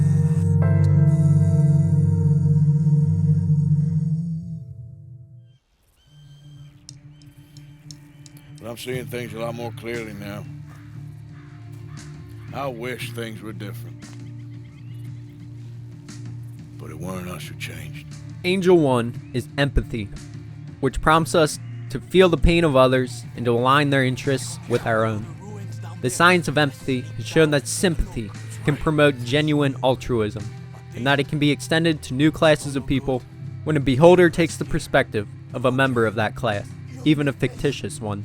The cognitive process of perspective taking and the emotion of sympathy must figure in the explanation for many historical reductions in violence. The ultimate goal should be policies and norms that become second nature and render empathy unnecessary. Empathy, like love, is in fact not all you need. My husband and I, we shared the work. All of it. I was out in the fields. I can hunt, carry a knife, or use a gun. Empathy begins with trying to understand who someone is, where they came from, and why they believe or feel the way they do. For mass shooting perpetrators in the US, the research team cautioned that qualitative data from 5 interviews did not lend themselves to generalization, because each individual story is unique. There was no single profile of a person who engaged in a mass shooting, but the interviewed mass shooters shared the following traits: early childhood trauma and exposure to violence, an identifiable grievance or crisis point, validation of beliefs, finding inspiration in past shootings by others, and the means to carry out an attack. Trauma was common in the backgrounds of mass shooters in the database and in the qualitative studies. Early intervention through school-based services may be a key component of early prevention. There are new programs designed to promote social-emotional learning in schools or build empathy and reduce social isolation that show promise in mitigating the impact of early exposure to trauma and violence. Often in our public discourse, mass shootings are blamed on mental illness. Our findings indicate that the role of mental illness in motivating mass shootings is not a black or white concern, but a complicated and complex one. While mental health histories were common, for example, psychosis played a role in 1/3 of mass shootings, but the primary role only 10% of the time. For the other 90% of mass shootings committed since 1966, where 4 or more people were killed, perpetrators had other motivations. Still, the data show nearly all the mass shooters were in a state of crisis in the days or weeks prior to the shooting. This was related to a job loss, a relationship ending, mental health, or other stressor. Crisis intervention training, which involves identifying individuals in crisis, learning verbal and nonverbal de-escalation strategies, and connecting individuals in crisis to long-term resources, is a promising prevention strategy. Since the majority of mass shooters are suicidal, suicide prevention training and resources are important areas to explore. Regarding the trauma that these shooters experienced, first, all 5 of our perpetrator case studies shared adverse childhood experiences. The early lives of our interviewees were punctuated by exposure to physical and sexual abuse, emotional or physical neglect, domestic violence, the death, often suicide, of a parent or experiencing parental separation or divorce. Any adversity met within the family was matched by equally adverse community experiences, including substance use and abuse and bullying. The following quotes speak to how toxic stress shaped the early lives of our sample and how mass shootings may have very deep roots. Quote, "My father killed himself. He was a bitter, angry, sick man. I know he was abused physically and I suspect sexually. He verbally abused all of us on a daily basis, beat my mom, and when I displeased him in any way, sexually abused my sister. I lived in fear of my dad. Many times he beat me as if I were a grown man." Respondent 1. "My father would sometimes hit or grab my mother." Respondent 2. "I was set on fire at the skate park about 2 months before my crime. Someone had sprayed lighter fluid on my legs from under a bench and soaked my legs and threw a match on me and caught my pants on fire." Respondent 5. "Research shows that those who have experienced trauma as children were more likely to face a host of difficulties as adults, including having violent relationships, becoming dependent on drugs or alcohol, having a psychiatric disorder, and becoming depressed or suicidal. Beyond the early exposure to violence, all our interviewees developed significant mental health concerns in adolescence, including depression, anxiety, hallucinations, and delusions, self-harm, and suicidal ideation. For example, Respondent 5 stated, "The abuse by my friend's stepdad was a huge impact. I thought it was my fault he abused me, and that because I didn't stop it, I was gay. I hated him for doing it, and myself for thinking I allowed it." Respondent 4 said, "I was depressed. I hated myself and needed to escape. Wanted to hurt others like I'd been hurt. I hoped to die, and first prove I wasn't all the names people called me." These mental health concerns cannot be connected in any causal way to the mass shootings that followed, but they were a common, consistent theme in the data. Finally, mass shooters have the means and access to carry out their plans. Our respondents needed access to both their chosen site and firearms. 2 of our interviewees stole their weapons from their parents, largely because they were too young to purchase themselves. One respondent took his father's .22 revolver and stated plainly, "I stole the pistol from my dad." The others bought them legally at sporting goods or department stores. One even posed for photographs with his murder weapon prior to the shooting. But I tell you, you keep me here, I'll skin this fat old coot and serve him for dinner. Watch your damn mouth, you crazy goddamn fishwife. Angel 2 is self-control, which allows us to anticipate the consequences of acting on our impulses and to inhibit them accordingly. Violence is largely a problem of self-control. Researchers have piled up a tall stack of risk factors for violence, including selfishness, insults, jealousy, tribalism, frustration. Self-control has also been credited with one of the greatest reductions of violence in history. Most people are not so lacking in self-control that they ever lash out in violence. But among the non-violent majority, some people have more self-control than others. Aside from intelligence, no other trait correlates as well for a healthy and successful life. The trajectory of crime in adolescence and young adulthood is related to an increase in self-control, measured in a growing willingness to choose larger, late rewards over smaller, earlier ones. When a person fights an urge, it feels like a strenuous effort. Many of the idioms for self-control invoke the concept of force, such as willpower, force of will, strength of will, and self-restraint. Self-control, like a muscle, can become fatigued. Self-control is a learned skill that video games have an incredible opportunity to help young and older gamers alike build. In the most extreme of cases, an individual who lacks the ability to control their gaming habits might develop video game addiction. Video game addiction is characterized by severely reduced control over gaming habits, resulting in negative impacts on daily functioning, including personal, social, educational, and occupational responsibilities. While millions of people play video games, only a small percentage develop video game addiction. Video game addiction can affect children, teens, and adults, although adults are most likely to have this condition. People assigned male at birth are more likely to have video game addiction than people assigned female at birth. Researchers estimate that video game addiction affects between 1.7 and 10% of the US population. The estimated range is large because many researchers disagree on the diagnostic criteria for internet gaming disorder. Signs and symptoms of video game addiction include poor performance at school, work, or household responsibilities as a result of excessive video game playing, withdrawal symptoms such as sadness, anxiety, or irritability when gamers are taken away or gaming is impossible, a need to spend more and more time playing video games to get the same level of enjoyment, giving up other previously enjoyed activities and/or social relationships due to gaming, being unable to reduce playing time and having unsuccessful attempts to quit gaming despite the negative consequences it's causing, lying to family members or others about the amount of time spent playing video games, a decline in personal hygiene or grooming due to excessive video gaming, using video games as a way to escape stressful situations at work or school or to avoid conflicts at home, using video games to relieve negative moods such as guilt or hopelessness. If you or a loved one are experiencing these signs and symptoms, talk to your healthcare provider or a mental health professional. Researchers are still trying to determine the exact cause of video game addiction and the addictive qualities of internet and video games. So far, researchers think the process of playing and winning video games may trigger a release of dopamine.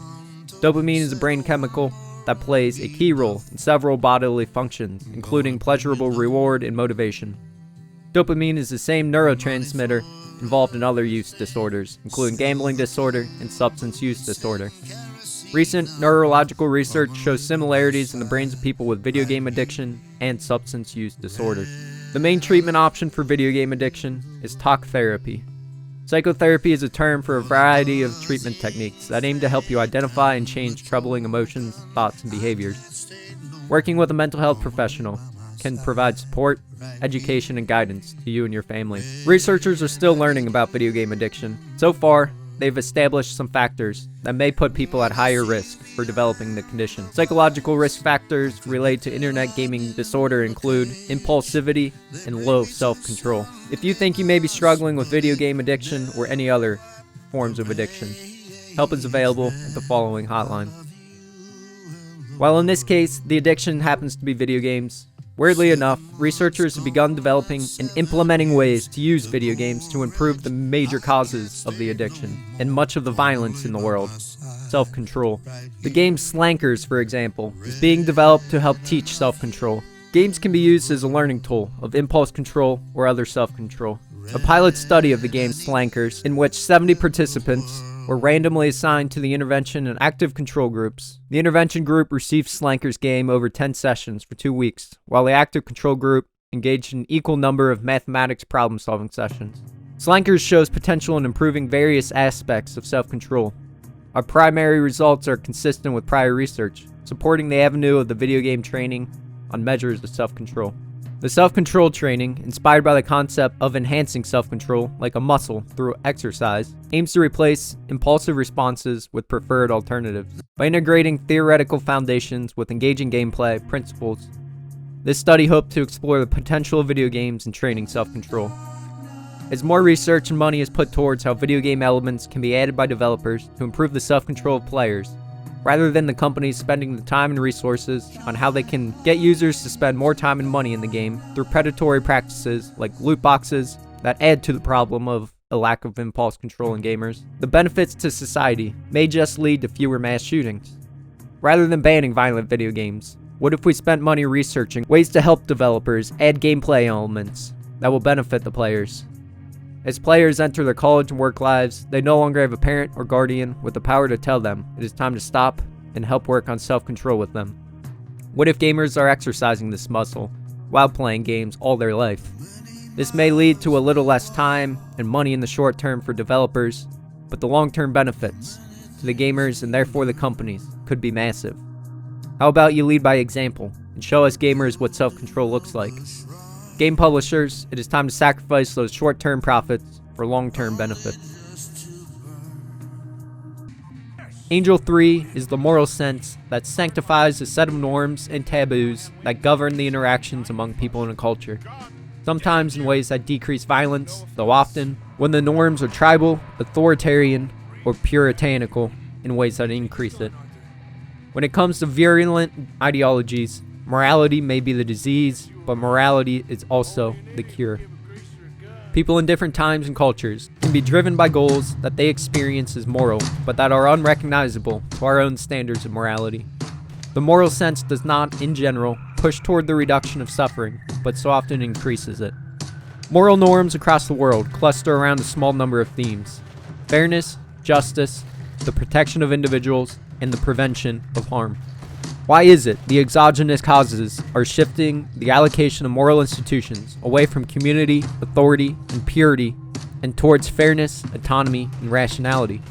One obvious force is geographic and social mobility. People are no longer confined to the small worlds of family, village, and tribe, in which conformity and solidarity are essential to daily life, and ostracism and exile are a form of social death. They can seek their fortunes in other circles, which expose them to alternative worldviews and lead them into a morality which gravitates to the rights of individuals rather than chauvinistic veneration of the group. Regarding mass shooting perpetrators, reason. The data show that many individuals who engage in mass shootings study past shooters. 1 in 5 studied other mass shooters, and many are radicalized online. The researchers recommend media literacy education as a means of helping people critically consume information and counter extremist propaganda that facilitates violence. In the age of the 24-hour cable news and social media, there are scripts to follow that teach the practice of mass shootings and promise notoriety. Our interviews indicate that mass shooters study the actions of other mass shooters and seek validation for their methods and motives. In particular, the 1999 Columbine High School shooting is commonly mentioned by our participants and frequently came up in our database. Respondent 2 said, "I was curious. After researching the Columbine massacre, I found a link to other school shootings and decided to read on them. I related a lot. Blank was about my age and suffered from depression like I was. In other words, they found a sense of community and understanding." Other perpetrators used scripts from books or movies. One of our participants modeled his shooting on the movie Unforgiven. Respondent said, "I was drinking along with the Clint Eastwood in Unforgiven. I had peeled the label from my bottle and knocked the plastic from the cork so that my bottle looked just like the whiskey bottle that Clint was drinking from." The data also shows how many mass shooters study previous mass shooters and many are radicalized online. Media literacy education to help people more critically consume and counter the extremist propaganda that facilitates violence may be effective. Not naming the shooter or showing their photograph may be a key first step for the media. The hashtag notoriety movement arose to address this issue, calling for decreasing the duration of news coverage after a shooting, not providing unnecessary accounts of the shooter's actions before, during, or after a shooting. Because when we create spectacles out of tragic situations, we inadvertently signal that mass murder is an effective means of communication. The data also indicates that the majority of shooters used handguns that they obtained legally. Younger shooters most often procured guns from friends and family members. These findings support safe storage of firearms campaigns and education for parents, especially of young men in crisis. Giving attention to shooters leads to more shooters, especially when an individual has not been taught to think critically about the stories on the news and in the fictional media they consume, like video games and like I am attempting to do with the story of Red Dead Redemption in this video. Teaching children to critically look at the stories in games is becoming increasingly important, as in school they are often using AIs such as ChatGPT to help them think critically about the stories they read in English class, or likely didn't read. As reading continues to decline and AI starts doing a lot of the critical thinking about those stories for the students, and history is based around memorization of information, rather than thinking critically about the mistakes of the past. Kids are more prone to see violence on their screens and not bother thinking about if the violence was good or bad. This video is an example of an attempt to use a story in a game and think critically about it rather than just taking it at face value and assuming everybody else is understanding it the way you are. An attempt at improving my own moral sense by critiquing that of others. Though it may seem that way, I am not attempting to tear anyone down. I am simply attempting to understand where I believe their moral sense is flawed or if it is one I should adopt going forward. To come to a conclusion, Angel 4 must be used as much as possible, because the moral sense of arguments found on these topics is all over the place, which makes it difficult to come to a clear conclusion. Which allows us to extricate ourselves from our parochial vantage points, to reflect on the ways in which we live our lives, to deduce ways in which we could be better off, and to guide the application of the other better angels of our nature. Modern societies have been getting smarter, and all things being equal, a smarter world is a less violent world. It is reason, a deduction of the long-term consequences of an action, that gives the self reasons to control the self. Self-control involves more than just avoiding rash choices that will damage one's future self.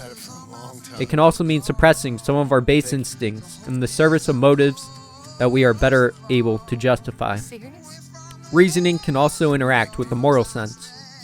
Reason can also be a force against violence when it abstracts violence itself as a mental category and construes it as a problem to be solved rather than a contest to be won. Reason can lay out a roadmap to peace and harmony if the reasoner wants peace and harmony. But it can also lay out a roadmap to war and strife if the reasoner delights in war and strife. Kill this son of a bitch, then. Do we have any reason to expect that rationality should orient a reasoner to wanting less violence? All you need are two conditions for the answer to be yes. The first is that the reasoners care about their own well-being, that they prefer to live rather than die, keep their body parts intact rather than have them maimed, and spend their days in comfort rather than in pain. The second condition is that the reasoners be a part of a community of other agents who can impinge on their well-being and who can exchange messages and comprehend each other's reasoning. An average teenager today, if he or she could travel back to 1950, would have an IQ of 118. If the teenager went back to 1910, he or she would have an IQ of 130, besting 98% of his or her contemporaries. A typical person of 1910, if time transported forward to the present, would have a mean IQ of 70, which is at the border of mental retardation. An ordinary person of 1910 would have an IQ of 50 today, which is smack in the middle of mentally retarded territory. Consider a typical question for the similarities section of the IQ test. The question is, what do dogs and rabbits have in common? The answer is that they are both mammals, but an American in 1900 would have been just as likely to say, you use dogs to hunt rabbits. The difference is today, we spontaneously classified the world with the categories of science. But not so long ago, the correct answer would seem obtuse and irrelevant. Test takers in 1900 would likely say, who cares that they are both mammals? That is the least important thing about them from their point of view. What is important is orientation in space and time, what things are useful, and what things are under one's control. Smarter people commit fewer violent crimes, and they are the victims of fewer violent crimes. We have talked a lot about the why of mass shootings in our modern culture, so let's now reasonably ask the question of how do the shooters typically go about it, and how do we stop them once they are already on the path to violence? The motives vary, but the path to violence is largely the same. A guiding framework for understanding these stages is the Path to Intended Violence model, which outlines the progressive phases individuals may pass through ahead of committing violent acts. The path begins with a grievance harbored by the perpetrator, which may either be real, such as the loss of a job or relationship, or perceived, driven by paranoid or delusional thinking. Unable to move past the grievance, the individual becomes fixated on it and engages in ideation, wherein they fantasize about responding to the grievance through violent means. Another important aspect of this process is the act of leakage, which occurs when individuals are so consumed with thoughts of their fantasies and plans that they cannot keep it to themselves. Leakage can occur through different channels, such as directly telling their plan or making threats to other individuals or sharing through social media. More than 75% of school shooters communicated their intentions ahead of their attack. Leakage is an overt warning sign that may occur at any stage on the path. As such, it is important that individuals who become aware of these statements report them to authorities for further investigation and threat assessment immediately. Oftentimes, this does not happen due to the bystander effect, the phenomenon where individuals feel less personal responsibility to act when others are also aware of a threat or crisis, or because individuals fear repercussions for reporting. Efforts to prevent mass shootings should focus on disrupting the perpetrator's journey along the path to intended violence. This can be accomplished in 3 key ways. First, to combat the bystander effects, efforts should be made to educate the public about what leakage looks like, the necessity to report it, and how to do so. Following the September 11, 2001 terrorist attacks, the U.S. Department of Homeland Security launched their If You See Something, Say Something campaign, designed to teach the public to recognize and report suspicious activity. Modeling a similar campaign around leakage and warning behaviors may increase both identification and reporting of mass shooting threats. During the last school year, the Safe to Tell reporting platform received more than 11,300 tips, with 95% identified as actionable. Second, mechanisms for reporting, such as anonymous tip lines, should be employed to provide an outlet to gather and manage identifiable threats. Several years after the 1999 shooting at Columbine High School in Colorado, the Safe to Tell program emerged as a method for students, parents, and community members to report information about safety issues and have it referred immediately to the appropriate channel, like law enforcement or mental health agencies. Third, community-based threat assessment teams, which include representatives from law enforcement, courts, mental health professionals, schools, and other vested stakeholders, should be used to assess the credibility of the threat and develop and deploy a corresponding management plan. Having various stakeholders collaborating in this capacity also increases the likelihood of information sharing and reduces information silos that have historically made preventing mass shootings difficult. At some point, the individual makes the decision that they are going to take their idea from fantasy to reality, and they begin planning their attack. This often involves researching previous attacks and their perpetrators and deciding where they will carry out their plan and surveilling it. Individuals engage in preparation activities, such as acquiring their weapons, ammunition, and other elements. It is at this point that they may also craft manifestos or other legacy tokens, or give away personal belongings. Since these behaviors are often noticeable, which could lead to the plan being thwarted, individuals may become more isolated during this stage of the process. Once the plan is set and the individual has acquired the means to carry it out, they may engage in probing behaviors, during which they test for security and other potential barriers to carrying out their plan at the intended location or conduct a dry run. At this point, the attack is imminent, though some individuals ultimately may decide not to go through with their plan. Others will continue forward and carry out their attack if the opportunity to do so is not removed. While the stages on the path to intended violence are progressive, how individuals proceed through them may not be linear. Individuals may spend more time in certain stages compared to others, or they may skip stages entirely. The rate at which they travel along the path may also vary, with some individuals spending weeks planning and preparing, and others taking months or even years. Still, by understanding how these behaviors can escalate, it provides opportunities for the identification, assessment, and management of the threat to de-escalate the individual and prevent the attack from occurring. Regarding video games, for caregivers and educators, they can learn about how to make deliberate, proactive choices about safety controls. Adults should make informed decisions about whether to allow young players to have in-game communications or to block conversations with strangers via voice or text chat. They should also learn how to implement safety controls, especially for young gamers. Demand game companies improve parental safety controls and education, and familiarize yourself with the games young people in your life play. Adults should have meaningful conversations with young people about their experiences in online games. Spending time playing games with young people can increase adults' understanding of the enjoyment and harms of online games. Some recommendations for gaming companies include assigning more resources to the understaffed and overwhelmed trust and safety teams in game companies. Teams are bogged down by institutional challenges, explaining the value of content moderation to skeptical executives and securing bigger budgets to hire more staff and expand their work. Make content moderation a priority in the creation and design of a game. Trust and safety experts say content moderation should be central for a game's conception to its discontinuation. Focus content moderation on the toxic 1%. Networks, not individuals, spread toxicity. game companies should identify clusters of users who disproportionately exhibit bad behavior instead of trying to catch and punish every rule-breaking individual. Build community resilience. Positive content moderation tools work.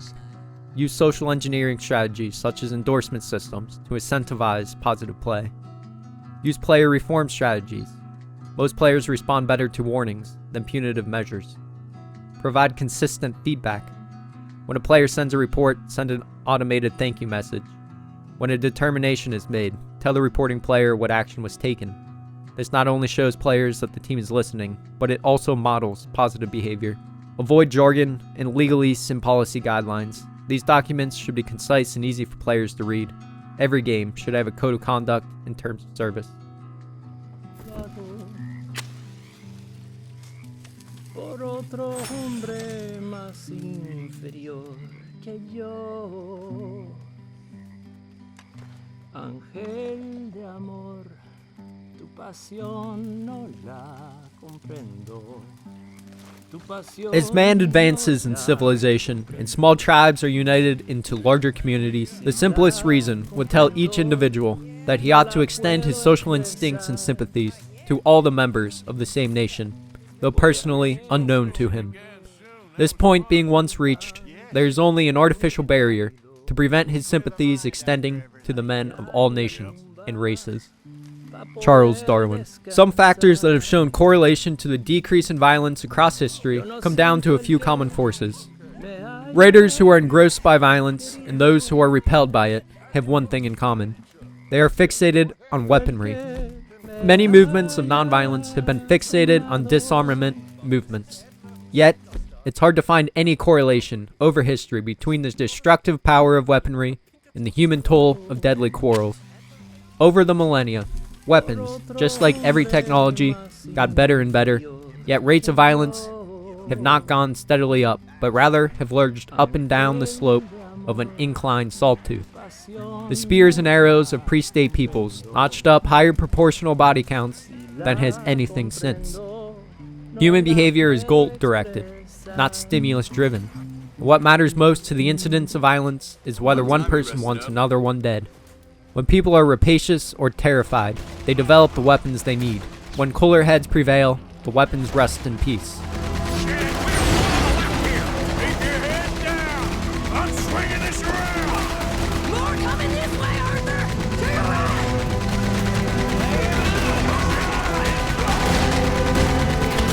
Other forces, though, show a strong correlation to nonviolence.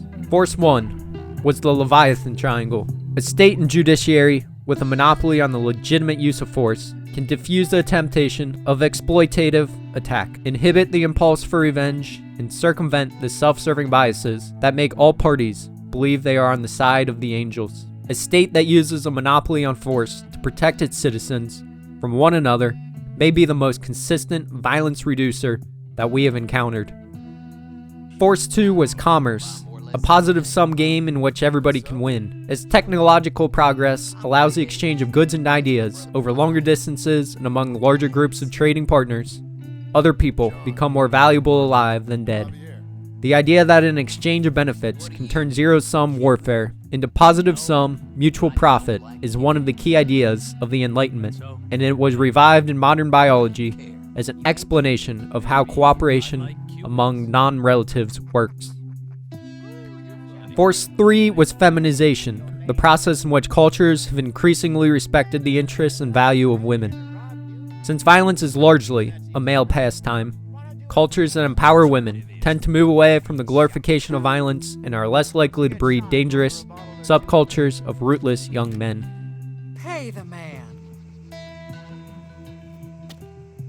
Force 4 was cosmopolitanism, such as literacy, mobility, and mass media can prompt people to take the perspective of people unlike themselves and expand their circle of sympathy to embrace them. Force 5 was the escalator of reason, which can force people to recognize the futility of cycles of violence, to ramp down the privileging of their own interests over others, and to reframe violence as a problem to be solved rather than a contest to be won.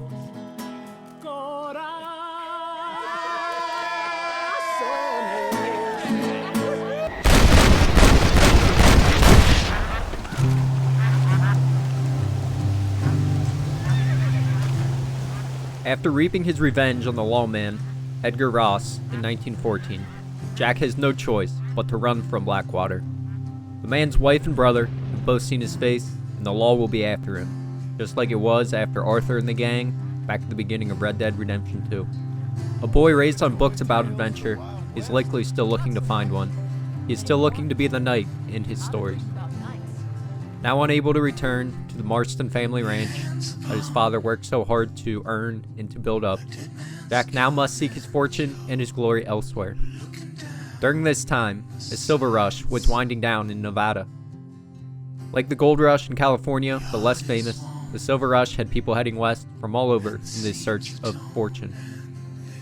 Hearing this, and needing to head far from Blackwater, which is in Missouri, Jack heads even further west, maybe seeking stories of his father and the old gang of outlaws who once roamed the west along the way. As silver mining began winding down in the later 1800s, one of the last remaining places in 1914 was Tonopah in Nye County, Nevada. This mine was discovered in 1900 and through 1921 produced 4,300 metric tons of silver and 47 metric tons of gold. This is a perfect place for Jack to find fortune, adventure, and freedom from the law. Jack maybe even changes his name and takes up his father's old alias, Jim Milton, or takes on a different alias to hide his wanted identity from the law. Maybe that alias is something like Clyde Blackburn. The trip on horseback likely took 60 to 100 days from Blackwater to Nevada. On the other hand, maybe Jack never made the trip to Nevada and simply enlisted in World War I with the French-British Air Corps as World War I began in 1914, the same year that he became wanted by the law. Perhaps Jack immediately enlisted overseas to escape the law in the US. Regardless, World War I was declared by the US in 1917, promising a grand globe-trotting adventure for young men to be heroes.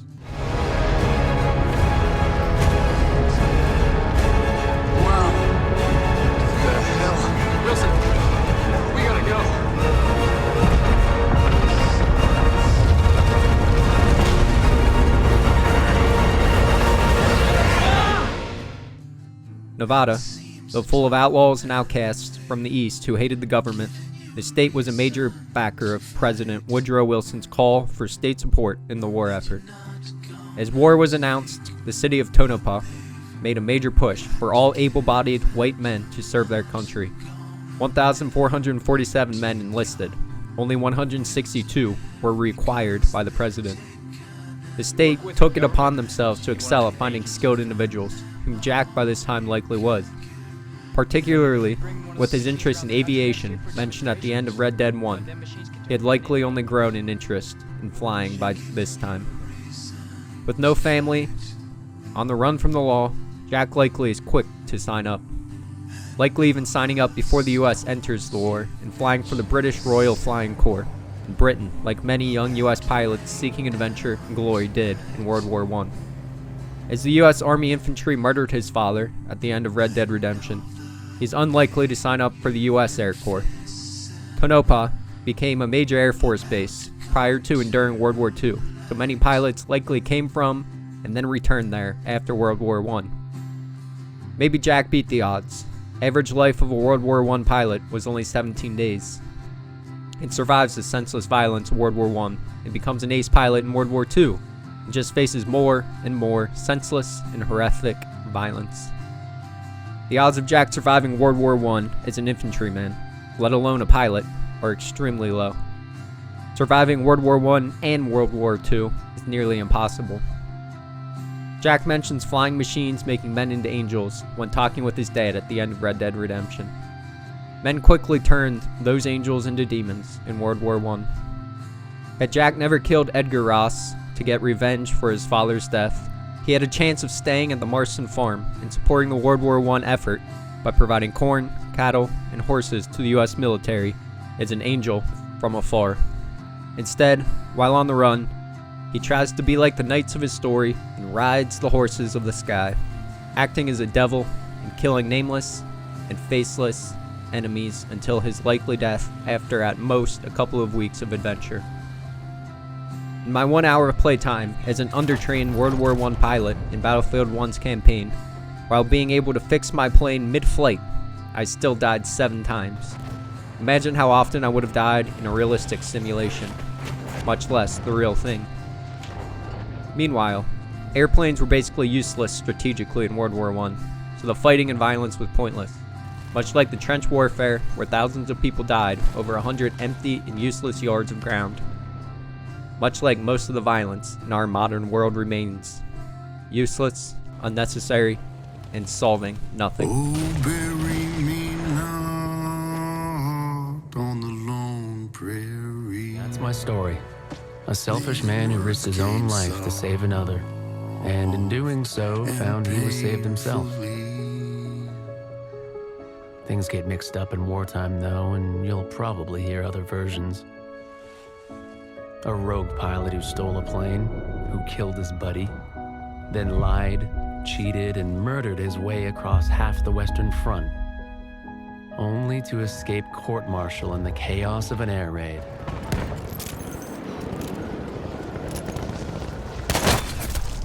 Your hands upon a dead man's gun and The urge to commit violence is a natural human emotion. There's nothing wrong with you for feeling it. That doesn't mean committing a violent act is the right answer. Are there times when it feels like the only choice, the right choice? Like when Arthur committed violence in defense of others? When he committed violence as a loving act rather than a selfish act? An act of violence so others may find peace? Of course. However, violence in the name of revenge, dominance, pleasure, greed, or ideology, on the other hand, leads to only one destination for anyone involved: pain and suffering. If you feel you have been wronged, you probably have been. We have all been wronged and will be wronged again and again throughout our lives. Violence will solve nothing. Violence will help nothing. Yes, you'll feel good for a moment during and after committing the violent act, but the feeling will be fleeting, and your pain and suffering will likely be greater than you already felt. See the number of people who commit suicide after giving in to the urge to commit violence against others. Make the choice Arthur Morgan and John Marston learned in time. Make the choice Jack Marston failed to make at the end of Red Dead Redemption. Be the true hero in your story. Don't become the villain in your search to act like a hero. Heroism in the real world is found in seeking and finding peace. Peace in our minds and hearts most of the time. Peace in the world all the time. The person you want to commit violence against has a mother, a father, a brother, a sister, a friend, or a colleague. As someone who has sought revenge, not through violence but other hurtful means, in a less peaceful time of my life, understand the want to hurt those who have hurt you. After finding my revenge, all I felt was regret, guilt, and further pain. Only this time, I had no one to blame for the pain but myself. It was only after I sought peace, which took years of work to find, did I find any relief from my pain. We'll be left feeling exactly how you are feeling right now. Don't perpetuate the cycle of violence. Be the thing that puts a hole in the cycle. When enough of us poke our own small holes in the cycle, it will be broken forever throughout the world. Is there anything you don't like shooting, Paul? I ain't met the thing yet, but as soon as I do, I'll let you know. You can even put it in one of them books you read. Yeah, maybe I'll do that. Today, John Marston stopped shooting. Now, I ain't no literary man, but I don't think that'll sell. People like shooting in them things. You stay out of trouble, John. Ain't no trouble, Abigail. Ain't no trouble. I love you. I love you. Now go! Get!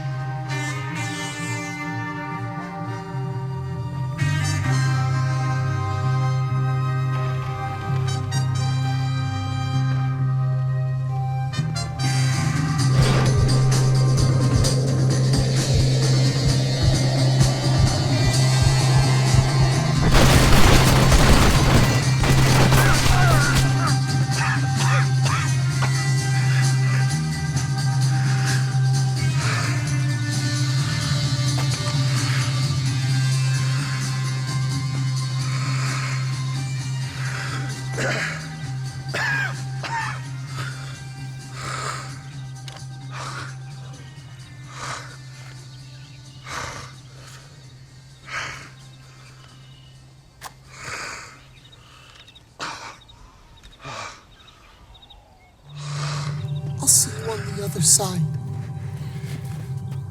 Where do you think he is? Raise a Heaven? glass to freedom. He aims his pistol at the skyway.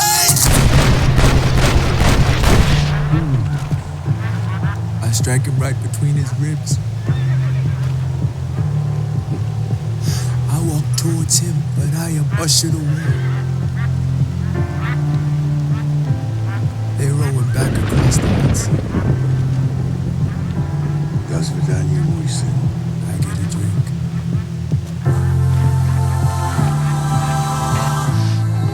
I hear wailing in the street.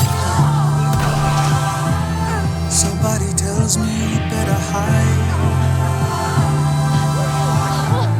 They say Angelica and Eliza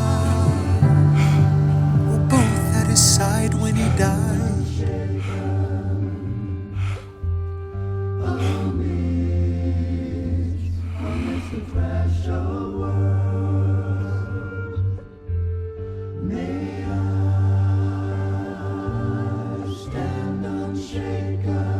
Be the one who chooses peace despite the violence in your own world, despite the hurt done to you. If you don't, your pain will exist in the world long after you are gone. Not even death will take away your pain. Only when we choose to live in peace can we ultimately rest in peace. And we all deserve peace at the end of our stories, especially those of you who live in a world where peace is hard to find, and yet you spend your life searching for it anyway. How will we respond to this national nightmare? What will we do to this uniquely American problem? Will we show American might? Will we show American strength? Will we show American healing? Will we show American community? Will we show American love for our children? Or will we repeat this national nightmare over and over again? When the shots ring out, people run, people hide, people pray. It is time that we in America answer those prayers with action. You think your wife can hear you? No. And why bother? Maybe I'm wrong. I missed you, John. It's so good to sit with a friend.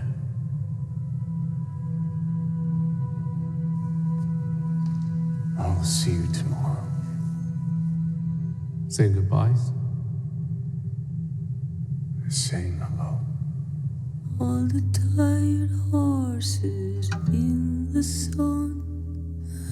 How am I supposed to get any riding done?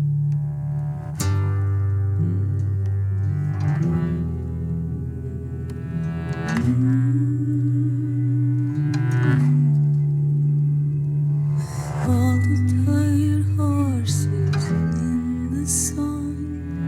How am I supposed to get any riding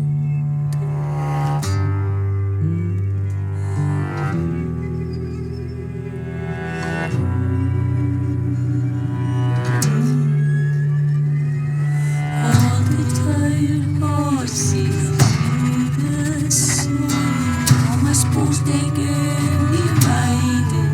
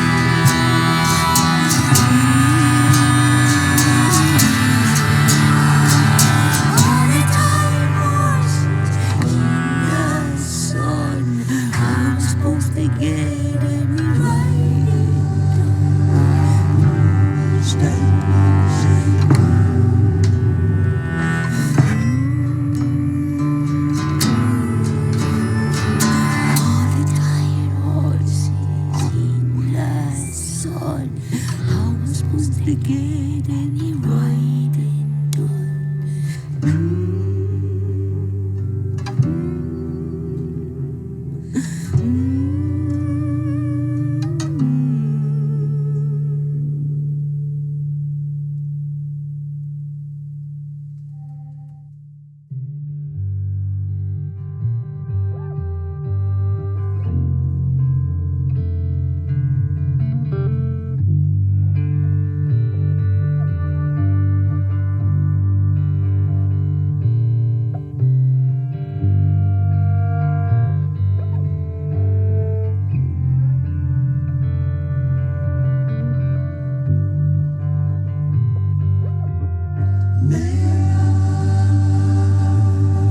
Stand unshaken,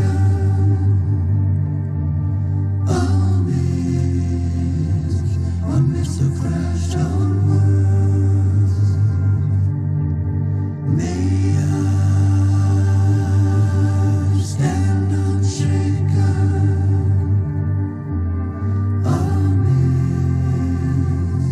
amidst the crash of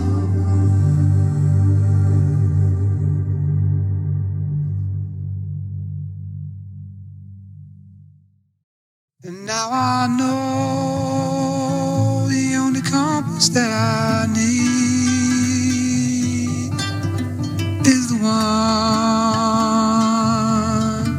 that leads back to you. And now I know the only compass that I need is the one that leads back to you. Now I know the only compass that I need is the one that leads back to you. Oh, bury me not on the long prairie. These words came soft and painful.